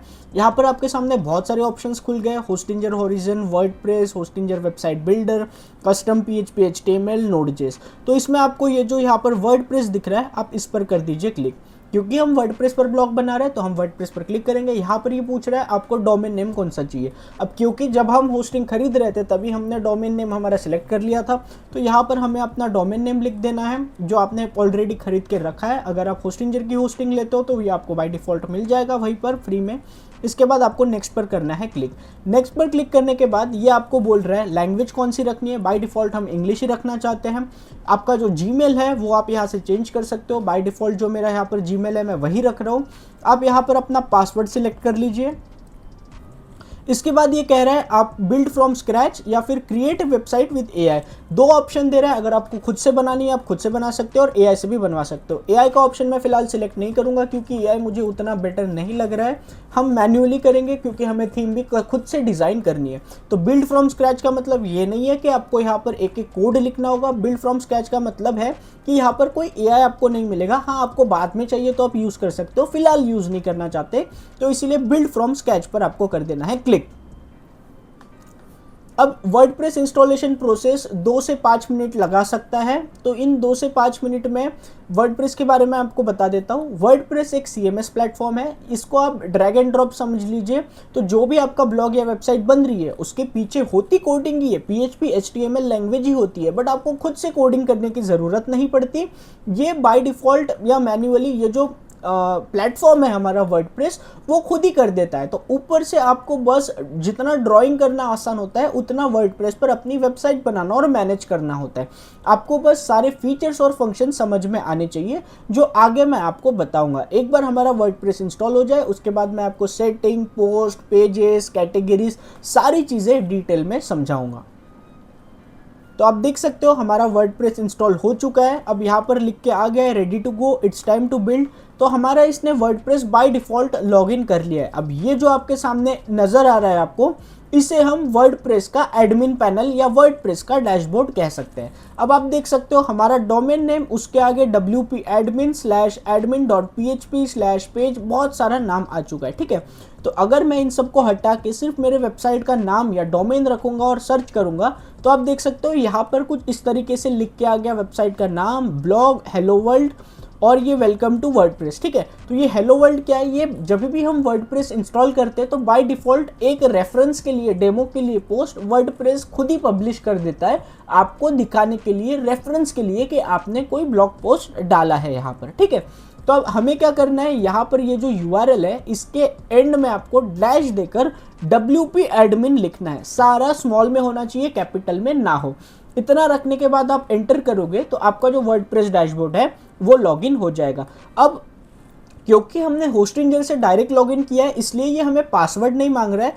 यदि मैं यहाँ से इसे लॉग आउट कर दूंगा और अब मैं यहाँ पर इसे लॉगिन करने जाऊँगा तो वो मुझे पासवर्ड मांगेगा। तो मैं हमारी वेबसाइट पर आ जाता हूँ, इसके बाद मैं यहाँ पर -WP admin लिख दूंगा और एंटर करूँगा। ये मुझे यूज़र नेम बोल रहा है, तो यूज़र नेम में जो हमारा यूज़र नेम था मैं वो, और जो हमने पासवर्ड सेट किया था वो मैं यहाँ पर पासवर्ड डालकर लॉगिन पर कर दूंगा क्लिक। तो आप देख सकते हो यहाँ पर इसने मेरा वर्डप्रेस का एडमिन पैनल जो है यानी डैशबोर्ड जो है वो लॉगिन कर लिया है। अब इसके बाद वन बाय वन चीज़ें समझते हैं। सबसे पहले यहाँ पर होस्टिंजर की कुछ चीज़ें आ रही है, उससे हम डिसेबल करेंगे। तो हमें प्लगइन के सेक्शन पर आना है, इंस्टॉल पर आना है और यहाँ से इन सारों को चेक करके डीएक्टिवेट पर कर देना है क्लिक, और इसके बाद आप अप्लाई पर कर लीजिए क्लिक। इतना करने के बाद फिर से आपको इन सारे प्लगइन को सिलेक्ट कर लेना है। इसके बाद डिलीट के बटन पर क्लिक करके, अप्लाई के बटन पर क्लिक करके आपको इन्हें कर देना है डिलीट। अब वन बाय वन मैं आपको चीज़ें समझाता हूँ। आप डैशबोर्ड के होम पर आइए। यहाँ पर आने के बाद आपको दिखेगा यहाँ पर बहुत सारी चीज़ें। तो ये क्या है, हमारे वर्डप्रेस वेबसाइट का जो डैशबोर्ड है उसका होम पेज है, जहाँ पर कोई ज़्यादा ध्यान देने की आपको ज़रूरत नहीं। यहाँ पर आपको साइट का हेल्थ का स्टेटस बताता है कि आपकी वेबसाइट में कोई एरर होंगे तो वो आपको यहाँ पर शो होंगे। अगर आपकी वेबसाइट पर आपको कोई क्विक पोस्ट डालना है या कोई चीज़ बतानी है तो वो आप यहाँ से डायरेक्ट डाल सकते हो। कोई इवेंट होगा वर्डप्रेस का वो आपको यहाँ पर दिखेगा, और आपके वर्डप्रेस वेबसाइट पर आपने जो भी रिसेंट में एक्टिविटी की है वो आपको यहाँ पर दिखेगी। जैसे कोई आपने पोस्ट डाला है या कोई कमेंट को अप्रूव किया है तो वो आपको यहाँ शो होगा। होम पेज डैशबोर्ड जो है इसका बहुत ईजी इंटरफेस है, तो इसे समझना भी बहुत आसान है। अब अपडेट्स पर आएंगे। तो अपडेट्स पर क्या है, वर्डप्रेस लगातार अपने एडमिन पैनल को अपडेट करते रहता है, नए नए फीचर्स लाते रहता है। तो जो भी नया वर्जन आएगा फ्यूचर में उसे आपको अपडेट करना है तो वो आप यहाँ से अपडेट कर सकते हो। बाय डिफ़ॉल्ट हमारा करंट वर्जन 7.1 है जो 28 जून को यानी रिसेंटली ही लास्टली चेक हुआ है। तो नया वर्जन कोई आया नहीं है तो इसे रीइंस्टॉल करने का कोई फ़ायदा नहीं है। अगर फ्यूचर में कोई नया वर्जन आएगा तो वो आप यहीं से अपडेट कर पाओगे। इसके बाद आते हैं पोस्ट पर। अब पोस्ट में आपको 4 सेक्शन देखने मिलेंगे, all post, add post, category and tags. All post में क्या है, आपने जो भी पोस्ट लिखी है वो सारी पोस्ट आपको यहाँ पर देखने मिलेगी। अब मैंने आपको कहा था बाय डिफ़ॉल्ट वर्डप्रेस एक पोस्ट हेलो वर्ल्ड का डालता है तो वो आपको यहाँ पर दिखेगा। ऑथर जो आपका रहेगा वो ऑथर का नेम यहाँ पर आएगा, क्योंकि हमने जीमेल रखा था तो वो जीमेल आया। आप इसे बाद में चेंज भी कर सकते हो। कैटेगरीज जो भी आप बनाओगे वो सारी कैटेगरी यहाँ पर शो, जो भी आप पोस्ट में लगाओगे कैटेगरी वो शो होगी। यहाँ पर टैग्स, कमेंट कितने आए वो और कब पब्लिश हुआ है वो। अब आप इस पोस्ट पे आओगे तो यहाँ पर आपको एडिट, क्विक एडिट, ट्रैश और व्यू का ऑप्शन दिख रहा है। एडिट पर आप क्लिक करोगे तो इस पोस्ट को आप एडिट कर सकते हो। इसका जो टाइटल है इसे आप चेंज कर सकते हो, इसका जो कंटेंट है इसे आप डिलीट और चेंज कर सकते हो और सेव कर सकते हो। अब सेव करने के बाद आपको इस लोगो पर या बैक पर क्लिक करना है। अब आप देखोगे हमारा टाइटल और जो पोस्ट है अंदर का वो चेंज हो चुका है, ठीक है। तो अब इसे आपको क्विक एडिट करना है। मान लीजिए आप चाहते हो कि ये कैटेगरी आपको नहीं रखनी है, दूसरी कैटेगरी रखनी है, तो आप वो कर सकते हो। मान लीजिए आपको कोई टैग रखना है, यहाँ पर आपको बनाना है, तो हेलो देके कॉमा लगाना है, वो आपका टैग बन जाएगा। अब मान लीजिए आपको डेट इसकी चेंज करनी है, 5 मई करनी है, वो करके आप अपडेट कर सकते हो। तो जो भी क्विक चेंजेस होंगे आपके, वो आप यहाँ पर कर सकते हो। तो उसके लिए ये क्विक एडिट ऑप्शन दिया है। ट्रैश, अगर आपको ये पोस्ट डिलीट करना है, परमानेंटली डिलीट नहीं, ट्रैश में डालना है, यानी अभी के लिए डिलीट करना है, तो आप ट्रैश पर क्लिक करोगे तो वो डिलीट हो जाएगा। अब आप देखोगे पोस्ट पर आपकी वो पोस्ट हट गई है, ट्रैश पर चली गई है। तो अब आपको रिस्टोर करना है, तो आप रिस्टोर कीजिए। रिस्टोर करने के बाद वो पोस्ट पब्लिश नहीं होगी जो पहले थी। तो अभी अगर हम हमारी वेबसाइट ओपन करेंगे, अब आप देखोगे यहाँ पर मैं इसे रिफ्रेश करूंगा, तो हम ये कह रहे हैं सॉरी बट नथिंग फाउंड, यानी आपकी जो पोस्ट है वो अभी यहाँ पर नहीं दिख रही है, वो डिलीट हो चुकी है, ठीक है। तो अभी क्या करना है, हमें इसे पब्लिश करना होगा। जब हम ट्रैश में डालते हैं कोई भी पोस्ट को, तो वो बाय डिफ़ॉल्ट ड्राफ्ट में चली जाती है, तो उसे हमें यहाँ से पब्लिश करना पड़ता है। पब्लिश करने के बाद आप रिफ्रेश करोगे तो आपको दिख जाएगा आपका पोस्ट यहाँ पर आ चुका है, ठीक है। उसके बाद व्यू, जो भी आपने पोस्ट लिखी है वो कैसी दिखेगी, तो वो व्यू पर क्लिक करने के बाद आपको शो होगा। तो मैं इसे फिलहाल के लिए कर लेता हूँ डिलीट। अब ट्रैश पर जाने के बाद मैं चाहता हूँ कि ये परमानेंटली डिलीट हो जाए, तो मैं यहाँ से बल्क एक्शन में जाके इसे परमानेंटली डिलीट कर दूंगा। अब आपको ऑल पोस्ट पर आना है। अब आपको कोई भी नई पोस्ट लिखनी है, तो वो आप ऐड पोस्ट पर क्लिक करके लिख सकते हो। यहाँ पर आपको टाइटल देना है, ठीक है। तो अब पोस्ट कैसे लिखा जाए, उसके लिए ऑलरेडी मैंने यहाँ पर टाइटल ढूंढ के रखा है, तो ये मैं यहाँ पर टाइटल लिख दूंगा। अब ये क्या है, हमारा H1 है, जैसा मैंने आपको पहले कहा था H1 H2, तो ये H1 है। अब इसके बाद यहाँ पर आपको अपना इंट्रोडक्शन आएगा, जो भी आप लिखोगे वो। तो मैं यहाँ पर लिखूंगा हेलो गाइस, एग्जाम्पल के लिए आपको बता रहा हूँ। इसके बाद हेडिंग आएगी हमारी H2, तो हेडिंग में मैं लिखूंगा, यही मैं हेडिंग 2 भी देना चाहता हूँ। तो मैं यहाँ पर ये जो पैराग्राफ दिख रहा है आपको, इस पर आप आओगे, ये जो P दिख रहा है आपको, यहाँ पर आप क्लिक करोगे तो यहाँ पर हेडिंग का ऑप्शन है, लिस्ट है, कोट है, कोड है। तो इसमें से हेडिंग को आपको सिलेक्ट करना है। अब ये H2 है बाय डिफॉल्ट, आप यहाँ से इसे H3 कर सकते हो, H4 कर सकते हो, जो करना है, जो हेडिंग आपको देनी है अप्रोप्रिएट, वो आप दे सकते हो। तो आपको इसे हेडिंग 2 रखना है, पहली हेडिंग हमेशा हेडिंग 2 होनी चाहिए, ठीक है। अब इस हेडिंग को यहाँ से हेडिंग 2 देने के बाद आप इसे बोल्ड कर सकते हो, इटैलिक कर सकते हो, इसमें कोई लिंक लगाना है वो लिंक यहाँ पर लगा सकते हो। इसे अगर आपको स्पेस बढ़ानी है वो कर सकते हो, बीच में रखना है आप यहाँ से इसे अलाइन सेंटर भी कर सकते हो, ठीक है। तो यहाँ से आप सारी चीज़ें चेंज कर सकते हो। अब यहाँ पर मैंने हेडिंग दे दी, मैं इसको बोल्ड कर दूंगा। इसके बाद मैं इस हेडिंग के बारे में और बताऊंगा, ठीक है। अब इतना लिखने के बाद मैं चाहता हूँ यहाँ पर बुलेट पॉइंट्स देना, तो अब ये मैं चाहता हूँ इसे बुलेट में रखना, जो मैंने आपको पहले बताया। तो आपको लिस्ट पर क्लिक करना है। अब आपको इसे डॉट रखना है, बुलेट या नंबर में देना है, वो भी आप यहाँ से सिलेक्ट कर सकते हो। अब इसके बाद एंटर करूंगा तो मैं इसका दूसरा रख सकता हूँ, एंटर करूंगा तो तीसरा। अब मैं चाहता हूँ ये बुलेट पॉइंट हट जाए, इसके बाद मैं जो भी लिखूँ वो नॉर्मल पैराग्राफ आ जाए। तो आपको एंटर 2 बार दबाना है, तो 2 बार दबाने के बाद आपका नॉर्मल पैराग्राफ का ऑप्शन आ जाएगा, ठीक है। इसके बाद मैं चाहता हूँ यहाँ पर पैराग्राफ की जगह इमेज लगाना, ठीक है। तो आपको ये जो प्लस ऑप्शन है इस पर क्लिक करना है। यहाँ पर आप देखिए पैराग्राफ है, लिस्ट है, हेडिंग है, इमेज है, हेडिंग 2 है, टेबल है। तो मैं चाहता हूँ यहाँ पर इमेज शो करना है, तो मैं इमेज पर क्लिक कर दूंगा। अब इमेज पर क्लिक करने के बाद यहाँ पर 3 ऑप्शन आ गए, पहला अपलोड, दूसरा मीडिया लाइब्रेरी और तीसरा है इंसर्ट फ्रॉम यूआरएल। तो अगर आपके पास कोई इमेज अभी मौजूद है तो आप उसे डायरेक्ट अपलोड करना चाहते हो, तो अपलोड पर क्लिक कर दीजिए और यहाँ से उस इमेज को पेस्ट कर दीजिए। अब इसके बाद आप चाहते हो इसको बीच में रखना, सेंटर अलाइन करना, वो आप सारी चीज़ें यहाँ से सेटिंग से कर सकते हो। अब अगर आप चाहते हो कि इसके नीचे, इस इमेज के नीचे आप क्रेडिट दो कि ये इमेज अगर आपने कोई और वेबसाइट से यूज़ की है, तो आपको ऐड कैप्शन पर आना है और यहाँ पर आप दे सकते हो क्रेडिट और उस वेबसाइट का नाम ले सकते हो, जैसे मैं pixels.com रख रहा हूँ, ठीक है। तो ये आपको हमेशा रखना है ताकि आप पर कोई कॉपीराइट क्लेम ना आए, ठीक है। अब इसके बाद अगर आप चाहते हो कि ये इमेज ना मैं इसको रिप्लेस करूँ, तो आप रिप्लेस पर क्लिक करके अपलोड कर सकते हो यहाँ से, या अगर आपने पहले से कोई इमेज रखी है वो। तो अभी मैं आपको फिर से एक बार समझा देता हूँ। प्लस पर क्लिक करने के बाद इमेज पर जाने के बाद अब अगर आपके पास अभी कोई इमेज है तो आप उसे डायरेक्ट अपलोड करना चाहते हो तो अपलोड पर क्लिक करोगे। अगर आपने पहले से कोई इमेज अपने वर्डप्रेस पर यूज़ कर रखी है तो आप मीडिया लाइब्रेरी पर जाओगे और उसे यहाँ से सिलेक्ट करोगे। जैसे मैंने पहले से एक इमेज यहाँ पर अपलोड कर रखी थी तो मैं उसे सिलेक्ट कर लूँगा, ठीक है। इसके बाद थर्ड ऑप्शन आता है इमेज में ही आपको, वो है इंसर्ट फ्रॉम यूआरएल। अगर कोई यूआरएल आपके पास है इमेज का और वो उससे आप इमेज यहाँ पर शो करना चाहते हो तो वो भी आप यहाँ से कर सकते हो। आपको बस इमेज यहाँ पर लगानी है और इस बटन पर कर देना है क्लिक, वो आपको इमेज यहाँ पर शो करा देगा।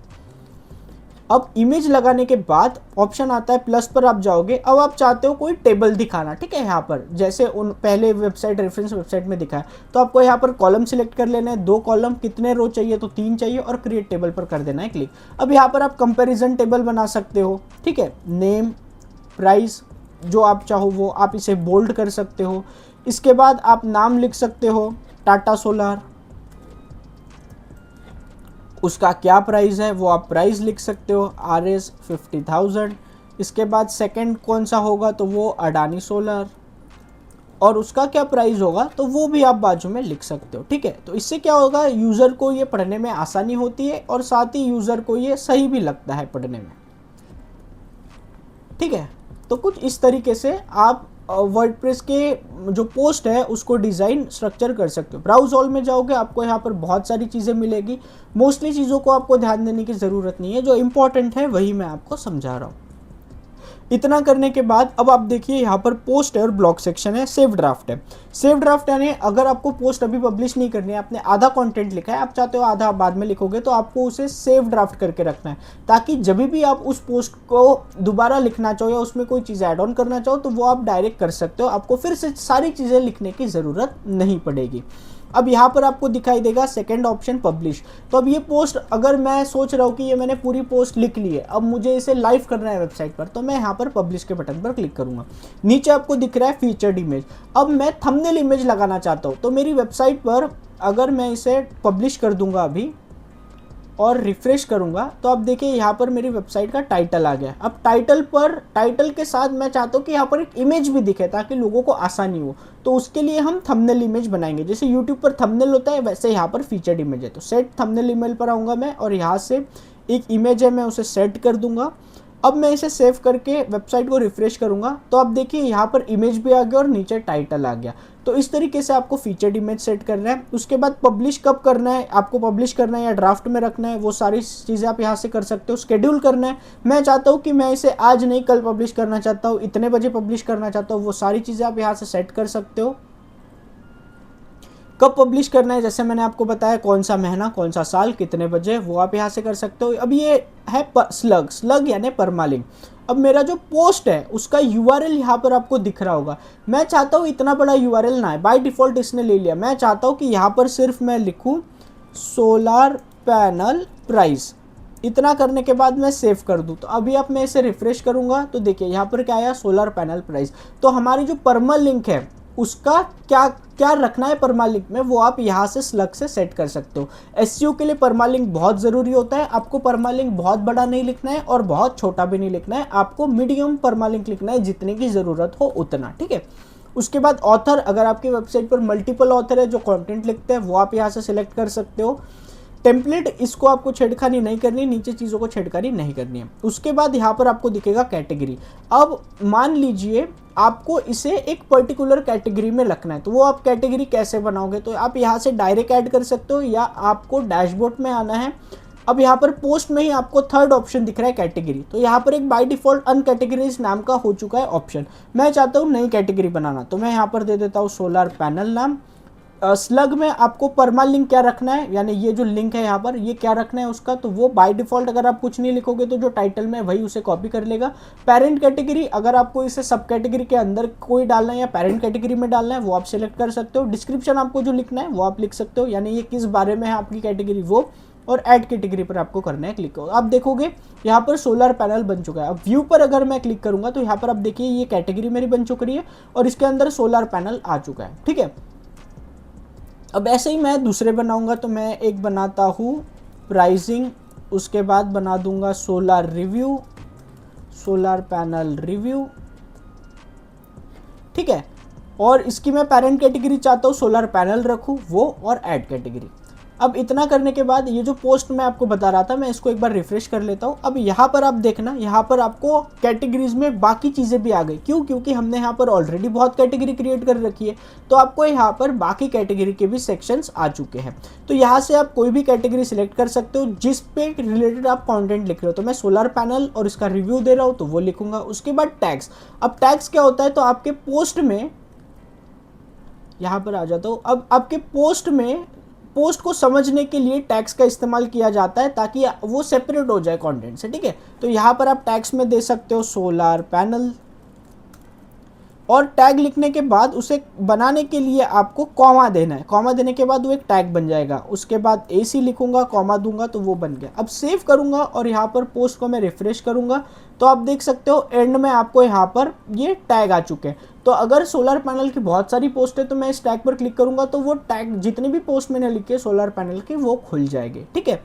तो ये कुछ बेसिक फंक्शंस थे। ब्लॉक में कोई ज़्यादा ध्यान देने की ज़रूरत नहीं है। अब सेव करने के बाद आप देख सकते हैं इस तरीके से पोस्ट है। कैटेगरीज कैसे ऐड करनी है वो मैं आपको बता चुका हूँ। टैग्स आप वहाँ से भी ऐड कर सकते हो, यहाँ से भी ऐड कर सकते हो। टैग का नाम क्या देना है, स्लग क्या रखना है, डिस्क्रिप्शन क्या रखना है, वो सारी चीज़ें यहाँ पर है। इसके बाद आता है मीडिया। मीडिया में क्या, जैसा मैंने आपको बताया दो ऑप्शन है, एक पहला लाइब्रेरी, दूसरा ऐड मीडिया फाइल। लाइब्रेरी में क्या है, आपने जितने भी पहले इमेजेस अपने वर्डप्रेस पर अपलोड कर चुके हो वो आपको यहाँ पर दिखाई देगा। और अगर आपको कोई नई मीडिया फाइल ऐड करनी है तो आप यहाँ से सिलेक्ट फाइल पर क्लिक करके अपलोड कर सकते हो। इसके बाद आता है पेजेस।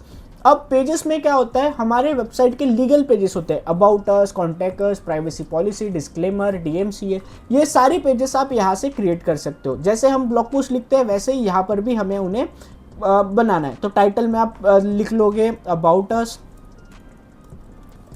उसके बाद आपकी वेबसाइट किस बारे में है वो सारी चीज़ें आप लिख के इसके यहाँ से परमालिंक, आप स्लग परमालिंक चेंज कर लोगे, कब पब्लिश किया है वो करोगे और पब्लिश पर कर दोगे क्लिक। उसके बाद व्यू पेज पर क्लिक करोगे तो आपका अबाउट अस यहाँ पर दिखाई देगा, ठीक है। वैसे ही आपको contact us, privacy policy, disclaimer बनाना है। उसके बाद कमेंट्स। अब जब भी कोई यूज़र आपके कंटेंट पर या ब्लॉग पोस्ट पर कोई भी कमेंट करेगा तो वो कमेंट आपको यहाँ पर दिखेंगे। आप उसे अप्रूव, डिसअप्रूव कर सकते हो, उसका रिप्लाई दे सकते हो। अपीयरेंस में आपको 3 चीज़ें मिल रही है, थीम्स, एडिटर और फंड। थीम्स का मतलब अब हमारी वेबसाइट के लिए ना बहुत सारी थीम्स पेड और फ्री की होती है। तो वर्डप्रेस की लाइब्रेरी में आपको बहुत सारी थीम्स मिलते हैं जो आप फ्री में यूज़ कर सकते हो अपनी वेबसाइट डिज़ाइन करने के लिए। अब थीम्स आपको लाइट वेट यूज़ करनी है जिससे आपके वेबसाइट की लोडिंग स्पीड भी हो और वो मोबाइल फ्रेंडली भी हो, SEO फ्रेंडली भी हो। तो थीम ऐड करने के लिए आपको ऐड थीम पर आना है। अब यहाँ पर आप देखिए पॉपुलर, लेटेस्ट, ब्लॉग, फेवरेट्स और फीचर आ रहा है। पॉपुलर में आप देखोगे आपको यहाँ पर बहुत सारी थीम मिलेगी। मैं आपको रिकमेंड करूँगा जनरेट प्रेस थीम यूज़ करने के लिए जो बहुत अच्छी है। तो आपको जनरेट प्रेस पर आकर इंस्टॉल के बटन पर क्लिक करना है। इंस्टॉल के बटन पर क्लिक करने के बाद आप एक्टिवेट के बटन पर कर दीजिए क्लिक। इसका मतलब आपकी वेबसाइट पर जनरेट प्रेस की थीम एक्टिवेट हो गई है। अब अगर आपको कोई प्रीवियस थीम फिर से दोबारा एक्टिवेट करनी है वो आप यहाँ से एक्टिवेट कर सकते हो। अगर आपको कोई थीम डिलीट करनी है तो आप उस थीम पर क्लिक करके यहाँ डिलीट ऑप्शन पर क्लिक करके डिलीट कर सकते हो। तो फिलहाल के लिए मैं जनरेट प्रेस थीम रखना चाहता हूँ तो मैं इसे कर दूंगा अनेबल। एक्टिवेट करने के बाद अब मेरी वेबसाइट को अगर मैं रिफ्रेश करूंगा तो आप देख सकते हो आपकी वेबसाइट का स्ट्रक्चर पूरा चेंज हो चुका है, डिज़ाइन भी चेंज हो चुका है। तो ये जनरेट प्रेस थीम का बाय डिफ़ॉल्ट थीम का डिज़ाइन और स्ट्रक्चर है, तो वो ऐसा आ चुका है। अब मैं चाहता हूँ यहाँ पर देखिए आप बहुत सारे ऑप्शन खुल चुके हैं। आपको डिज़ाइन करनी है वेबसाइट की थीम तो वो कैसे डिज़ाइन करनी है, स्टाइल, कलर चेंज सारा जो रखना है वो आप यहाँ से कर सकते हो। इसी के अलावा थीम्स में कस्टमाइजेशन में आप जाओगे तो बाकी कस्टमाइजेशन जैसे साइट का लोगो चेंज करना, साइट का नाम रखना, वो सारी चीज़ें आप यहाँ से कर सकते हो। वेजेट्स यानी साइड बार, आपके साइड बार में कौन सी चीज़ें आपको रखनी है वो आप यहाँ से सिलेक्ट कर सकते हो। साइड बार कौन सा, लेफ्ट, राइट, जो भी साइड बार है वो। फंट चेंज करना है आप फंट यहाँ से चेंज कर सकते हो। मेन्यू, अब यहाँ पर आपको अबाउट अस लिखा दिख रहा है, ठीक है। मैं चाहता हूँ कि यहाँ पर एक नेविगेशन मेन्यू बनाऊँ तो उसके लिए आपको मेन्यू में आना है। यहाँ पर आप नाम दे दीजिए हेडर मेन्यू। उसके बाद क्रिएट मेन्यू पर कर दीजिए क्लिक। अब रिफ्रेश करूँगा मैं तो अब देखिए यहाँ पर वो मेन्यू नहीं आई। क्यों नहीं आई? क्योंकि मैंने नीचे उसको प्राइमरी मेन्यू पर क्लिक करके सेव मेन्यू नहीं किया, यानी मैंने इसको प्राइमरी मेन्यू नहीं बनाया। अब मैं रिफ्रेश करूँगा तो अब देख सकते हो ये मेरा प्राइमरी मेन्यू बन गया, तो यहाँ पर आ गया। अब मैं चाहता हूँ यहाँ पर मेरी कैटेगरीज शो करे तो मैं सिलेक्ट ऑल कर लूँगा, या अगर आपको कोई 1-2 लेना है वो भी आप कर सकते हो, या सिलेक्ट ऑल भी कर सकते हो। इसके बाद आप इसे आगे पीछे अपने हिसाब से जैसा आपको रखना है वैसे आप इसका लेआउट भी चेंज कर सकते हो। इतना करने के बाद कोई अगर मेन्यू आपको डिलीट करना है तो आप डिलीट भी कर सकते हो। अगर आपको किसी को रीनेम करना है, आप चाहते हो यहाँ पर कुछ और देना, तो आप वो भी नाम यहाँ पर रख सकते हो, ठीक है। उसके बाद सेव मेन्यू पर कर दूंगा क्लिक, वेबसाइट पर करूंगा रिफ्रेश, तो आप देखिए यहाँ पर मेरी सारी मेन्यूज आ चुकी है। अब मेन्यू के बाद जनरेट प्रेस, क्योंकि हमने जनरेट प्रेस थीम रखा है तो यहाँ पर जनरेट प्रेस लिखा आया है। तो जनरेट प्रेस की जो बेसिक सेटिंग्स होती है वो आप यहाँ से चेंज कर सकते हो, ये फ्री है। अगर आपको प्रीमियम चाहिए तो आप प्रीमियम पर क्लिक कीजिए, इनकी वेबसाइट पर जाओगे, यहाँ से आप इनका प्रीमियम वर्जन भी खरीद सकते हो। फ्री वर्जन भी बहुत अच्छा है, आपको प्रीमियम खरीदने की ज़रूरत नहीं है। अब थीम फाइल एडिटर में आओगे तो यहाँ पर आपको ये हेड्सअप करके एक परमिशन मांगेगा, आपको अंडरस्टैंड करना है। यहाँ पर थीम्स की जितनी भी सारी कोडिंग की फाइल्स होगी वो दिखाई देगी, आपको इसे कोई भी छेड़ना नहीं है, वरना आपकी साइट क्रैक हो जाएगी, आपकी थीम क्रैक हो जाएगी। अब बारी आती है प्लगइन्स की। तो प्लगइन्स में क्या होता है, वर्डप्रेस पर हमें बहुत सारे एडिशनल फीचर्स अनलॉक करने के लिए प्लगइन्स मिलते हैं। हर एक प्लगइन का एक अलग महत्व होता है, ठीक है। तो आप ऐड प्लगइन पर जाओगे, यहाँ आपको फीचर्ड, पॉपुलर, रिकमेंडेड बहुत सारे प्लगइन्स मिलेंगे। हर एक चीज़ के लिए एक प्लगइन होता है। जैसे आपको ऑथर बॉक्स अच्छा चाहिए उसके लिए प्लगइन है, आपको एसईओ करना है तो एसईओ के लिए प्लगइन है, आपको कोई पेज बिल्डर चाहिए, एलिमेंटर, गुटेनबर्ग, उसके लिए, अगर आपको कोई कॉन्टैक्ट फॉर्म बनाना है तो उसके लिए एक प्लगइन है। हर एक चीज़ के लिए यहाँ पर प्लगइन अवेलेबल है, ठीक है। फ्री प्लगइन्स भी है, पेड प्लगइन्स भी है, दोनों प्लगइन्स होते हैं।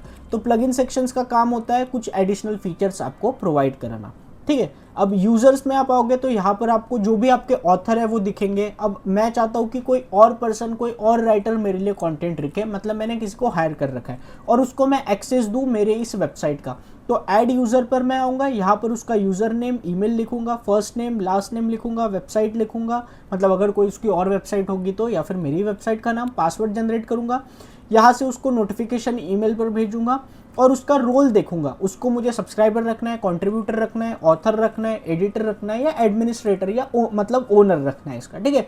तो यहाँ में से जो भी स्पेसिफिक चीज़ उसको रहेगी वो मैं उसको परमिशन देके ऐड यूज़र कर लूँगा। उसके बाद प्रोफाइल का सेक्शन आता है।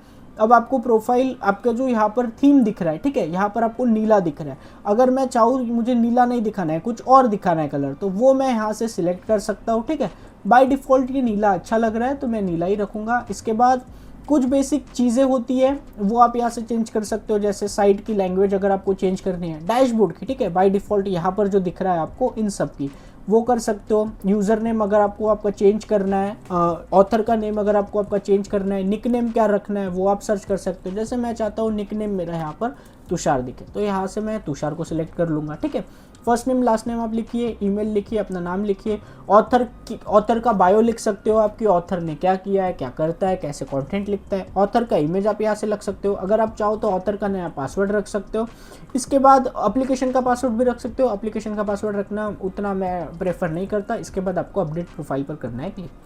इसके बाद आपको दिखेगा टूल सेक्शन। अब टूल सेक्शन में भी आपको बहुत सारे ऑप्शन है, import, export, site health, export personal data, erase personal data. तो देखिए इंपोर्ट पर क्या आता है, इंपोर्ट पर आप क्लिक करोगे बहुत सारे ऑप्शन आ गए। अब मान लीजिए आपका ब्लॉगर किसी और प्लेटफॉर्म पर है, ठीक है, और वहाँ से आपको कोई डाटा यहाँ इस वेबसाइट पर लाना है, मतलब वहाँ से इधर शिफ्ट करना है, तो उसके लिए आप वहाँ से यहाँ से इंपोर्ट कर, वहाँ से जो एक्सपोर्ट किया था आपने वो यहाँ पर इंपोर्ट करोगे, ठीक है। अगर आपका कोई ब्लॉगर का साइट है तो आप इसे इंस्टॉल करके वहाँ पर जो फाइल आपको मिलेगा वो आप यहाँ पर XML अपलोड करोगे। अगर आपका दूसरा वर्डप्रेस का साइट है, वहाँ से आपको ब्लॉग पोस्ट यहाँ पर लाने तो आप यहाँ से कर सकते हो। तो आपको इंस्टॉल करना है, इंस्टॉल करने के बाद आपको रन इंपोर्टर पर कर देना है क्लिक। अब जो भी आपकी फाइल होगी वो यहाँ से आप सिलेक्ट करके अपलोड फाइल पर कर दीजिए क्लिक, ठीक है।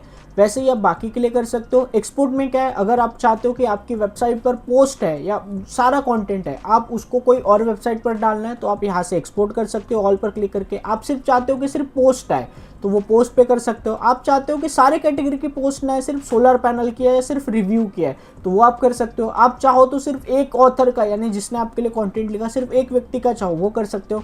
अगर आपको चाहिए कि सिर्फ एक महीने का या एक दिन का, वो आप यहाँ से सिलेक्ट कर सकते हो। अगर आप चाहो तो जो आपने ड्राफ्ट में रखे, यानी जो आपने पब्लिश नहीं किए, सिर्फ लिख के रखे, आप वो चाहिए तो आप वो भी यहाँ से कर सकते हो। सेम पेजेस के साथ भी है और मीडिया के साथ, यानी जो आपने इमेजेस डाला है उनके साथ भी है, ठीक है। साइट हेल्थ में आपको दिखाता है आपकी वेबसाइट पर कोई गड़बड़ी हुई या नहीं, कोई सिक्योरिटी चेक्स है या नहीं। अब गुड बता रहे, यानी हमारी साइट अच्छे कंडीशन में। एक्सपोर्ट पर्सनल डेटा, जो मैंने पहले बताया, अगर आपको कोई यूज़र होगा या आपको कोई पर्सनल डेटा है वो आपको कोई एक्सपोर्ट कराना है वो आप कर सकते हो। ये सारी चीज़ें उतनी काम की नहीं है। सेटिंग बहुत काम की है। सेटिंग में आपको बहुत ऑप्शन दिख रहे होंगे। जनरल है, कनेक्टर है, राइटिंग है, रीडिंग है, डिस्कशन है, मीडिया है, परमालिंक्स है और प्राइवेसी है। जनरल पर आते ही आपके सामने बहुत सारे ऑप्शंस आ गए। अब जनरल सेटिंग में क्या है, आपके साइट का नाम, आप साइट का नाम चेंज कर सकते हो या आप यहाँ पर अपने हिसाब से दे सकते हो, ठीक है। तो मैं यहाँ पर न्यूज़ मैक्स कर देता हूँ। टैगलाइन यानी आपके साइट का टैगलाइन, यानी आपका साइट किस बारे में है वो आप लिख सकते हो। तो मैं यहाँ पर दे दूंगा सोलार पैनल गाइड। उसके बाद साइट का आइकॉन, अब यहाँ पर आप अपने साइट का आइकॉन सेट कर सकते हो, यानी आपका साइट का जो ऊपर ये आपको आइकॉन दिख रहा है यहाँ पर आपको क्या शो कराना है, ठीक है। तो बाय डिफॉल्ट मुझे ये शो कराना है, तो मैं यहाँ से क्रॉप कर लूँगा। अब देखिए बाय डिफॉल्ट यहाँ पर वो शो कराएगा, अभी नहीं दिखा रहा है क्योंकि हमने सेव नहीं किया है। उसके बाद साइट का एड्रेस HTTP है, आप HTTPS कर दीजिए। HTTPS यानी सिक्योर SSL सर्टिफिकेट होता है। बाय डिफॉल्ट हमें होस्टिंजर में SSL सर्टिफिकेट मिलता है, इसका मतलब आपकी साइट सिक्योर है। इसके बाद सब्सक्राइबर आप चेंज कर सकते हो, क्या रखना है आपको, इसकी फ़िलहाल ज़रूरत नहीं है। बाय डिफ़ॉल्ट लैंग्वेज इंग्लिश है, आप इंग्लिश ही रखिए। टाइम आप यहाँ से 5:30 कर दीजिए UTC + 5:30 जो इंडियन टाइम जोन होता है। डेट फॉर्मेट बाय डिफ़ॉल्ट रखिए, टाइम फॉर्मेट बाय डिफ़ॉल्ट रखिए, week start on by default Monday रखिए और सेव चेंजेस कर लीजिए। इसके बाद आप देखोगे यहाँ पर हमारा लोगो चेंज हो गया है, मतलब आइकॉन चेंज हो गया है। और हमारे साइट का जो नाम था, अगर मैं इसे रिफ्रेश कर दूं तो साइट का नाम भी चेंज हो गया और यहाँ पर सोलर पैनल गाइड जो हमने यहाँ पर लिखा था वो भी आ चुका है। कनेक्टर्स में अगर आपके पास कोई और AI आपको कनेक्ट करने है या कोई और टूल आपको कनेक्ट करना है वो आप यहाँ पर कर सकते हो। उसके लिए आपको AI प्लगइन लगेगा जो आप यहाँ प्लगइन सेक्शन से इंस्टॉल कर सकते हो। फिलहाल ज़रूरत नहीं, तो मैं इसे बाय डिफ़ॉल्ट ऐसे ही छोड़ रहा हूँ। राइटिंग में आप आओगे तो राइटिंग में आपकी बाय डिफ़ॉल्ट कौन सी पोस्ट पर जो भी आप पोस्ट लिखोगे तो बाय डिफ़ॉल्ट कौन सी पोस्ट होनी चाहिए वो आप कर सकते हो। फॉर्मेट कौन सा होना चाहिए वो आप सिलेक्ट कर सकते हो, स्टैंडर्ड ही रहने दीजिए। अगर आपने कोई मेल SMTP बिजनेस मेल बना के रखा है उसे आपको यहाँ पर कनेक्ट करना है वो भी आप कनेक्ट कर सकते हो। बाय डिफ़ॉल्ट मैं इसे ऐसे ही छोड़ रहा हूँ। नीचे आपको पिंग डोमेन दिख रहा होगा, तो अगर आपको कोई नए पिंग डोमेन्स यहाँ पर लगाने हैं जिससे आपका पोस्ट जल्दी इंडेक्स हो जाए वो भी कर सकते हो। इसके बाद रीडिंग सेक्शन में अब यहाँ पर जो है हमारा बाय डिफ़ॉल्ट होम पेज जो है वो ऐसे ही आ रहा है, ठीक है। अगर आपने कोई पेज बनाया और आप चाहते हो कि बाय डिफ़ॉल्ट वो आपका पेज दिखाए तो आप स्टैटिस्टिक पर आकर होम पेज पर सिलेक्ट कर सकते हो और उसे सेव कर सकते हो। तो खुल चुका है। सेम मैं राइटिंग में रीडिंग में आ गया और यहाँ से स्टैटिस्टिक पर क्लिक करके होम पेज में अबाउट अस दिखाना चाहता हूँ, ठीक है। तो जब भी कोई विजिटर आए तो मैं ये नहीं दिखाना चाहता, वो रिफ्रेश करेगा तो सिर्फ ये आए, ठीक है। तो जो भी आपका पेज हो वो आप यहाँ से सिलेक्ट कर सकते हो। अगर ब्लॉग पोस्ट का आपको रखना है तो वो भी आप रख सकते हो। बाय डिफ़ॉल्ट अगर आपको चाहिए होम पेज मतलब डिज़ाइन हुआ जो बाय डिफ़ॉल्ट आता है होस्टिंजर का जनरेट प्रेस का, तो वो आप ऐसा रख सकते हो, ठीक है। इसमें भी हम चेंजेस करेंगे बाद में डिज़ाइन में। इसके बाद कितने पोस्ट आपको रखने हैं, 10 रखने हैं, 5 रखने हैं, वो सेट कर सकते हो। फीड कैसे दिखाना है, फुल टेक्स्ट है एक्सक्रिप्ट। फुल टेक्स्ट मतलब सारा टेक्स्ट आ जाए, एक्सक्रिप्ट मतलब आपको लिमिटेड रखना है वो आप कर सकते हो। सर्च इंजन विजिबिलिटी ये बहुत इंपॉर्टेंट ऑप्शन है। अगर आपने यहाँ पर टिक कर दिया डिस्करेज अनेबल सर्च तो क्या होगा, आपकी साइट गूगल पर शो ही नहीं करेगी, वो इंडेक्स ही नहीं होगी, ठीक है। तो इसको आपको अनेबल बिल्कुल नहीं करना है और सेव चेंजेस पर कर देना है क्लिक। इसके बाद आती है डिस्कशन की, इसको भी आपको ध्यान देने की ज़रूरत नहीं, इग्नोर कीजिए। मीडिया में आपका जो थंबनेल का साइज़ है वो आपको कितना रखना है, बाय डिफ़ॉल्ट ये सही साइज़ है तो मैं इसमें कोई चेंजेस करना नहीं चाहता हूँ। परमालिंक जो मैं आपको बता चुका हूँ, आपके वेबसाइट के बाद जो भी URL रहेगा वो कैसा है। तो बाय डिफ़ॉल्ट होस्टिंजर में क्या होता है वो पोस्ट नेम के हिसाब से कर देता है। अगर आपको नंबर चाहिए तो आप नंबर कर सकते हो, महीना मतलब डेट या टाइम, डेट दिखाए, मंथ दिखाए, ईयर दिखाए तो आप वो भी कर सकते हो। ये सारी चीज़ें यहाँ पर बाय डिफ़ॉल्ट पोस्ट नेम जो है आप उसी को रखिए। प्राइवेसी पर आप जाओगे तो यहाँ से आप प्राइवेसी पॉलिसी पेज क्रिएट कर सकते हो। यहाँ से क्रिएट करने का कोई फ़ायदा नहीं है, हमें third party privacy policy create करनी पड़ती है। तो कुछ इस तरीके का हमारा वर्डप्रेस का डैशबोर्ड होता है, इस तरीके से आप अपनी वेबसाइट को क्रिएट कर सकते हो। अब नेक्स्ट हम जानेंगे कैसे हम इस थीम को डिज़ाइन करेंगे और कंटेंट लिखेंगे क्लॉड से।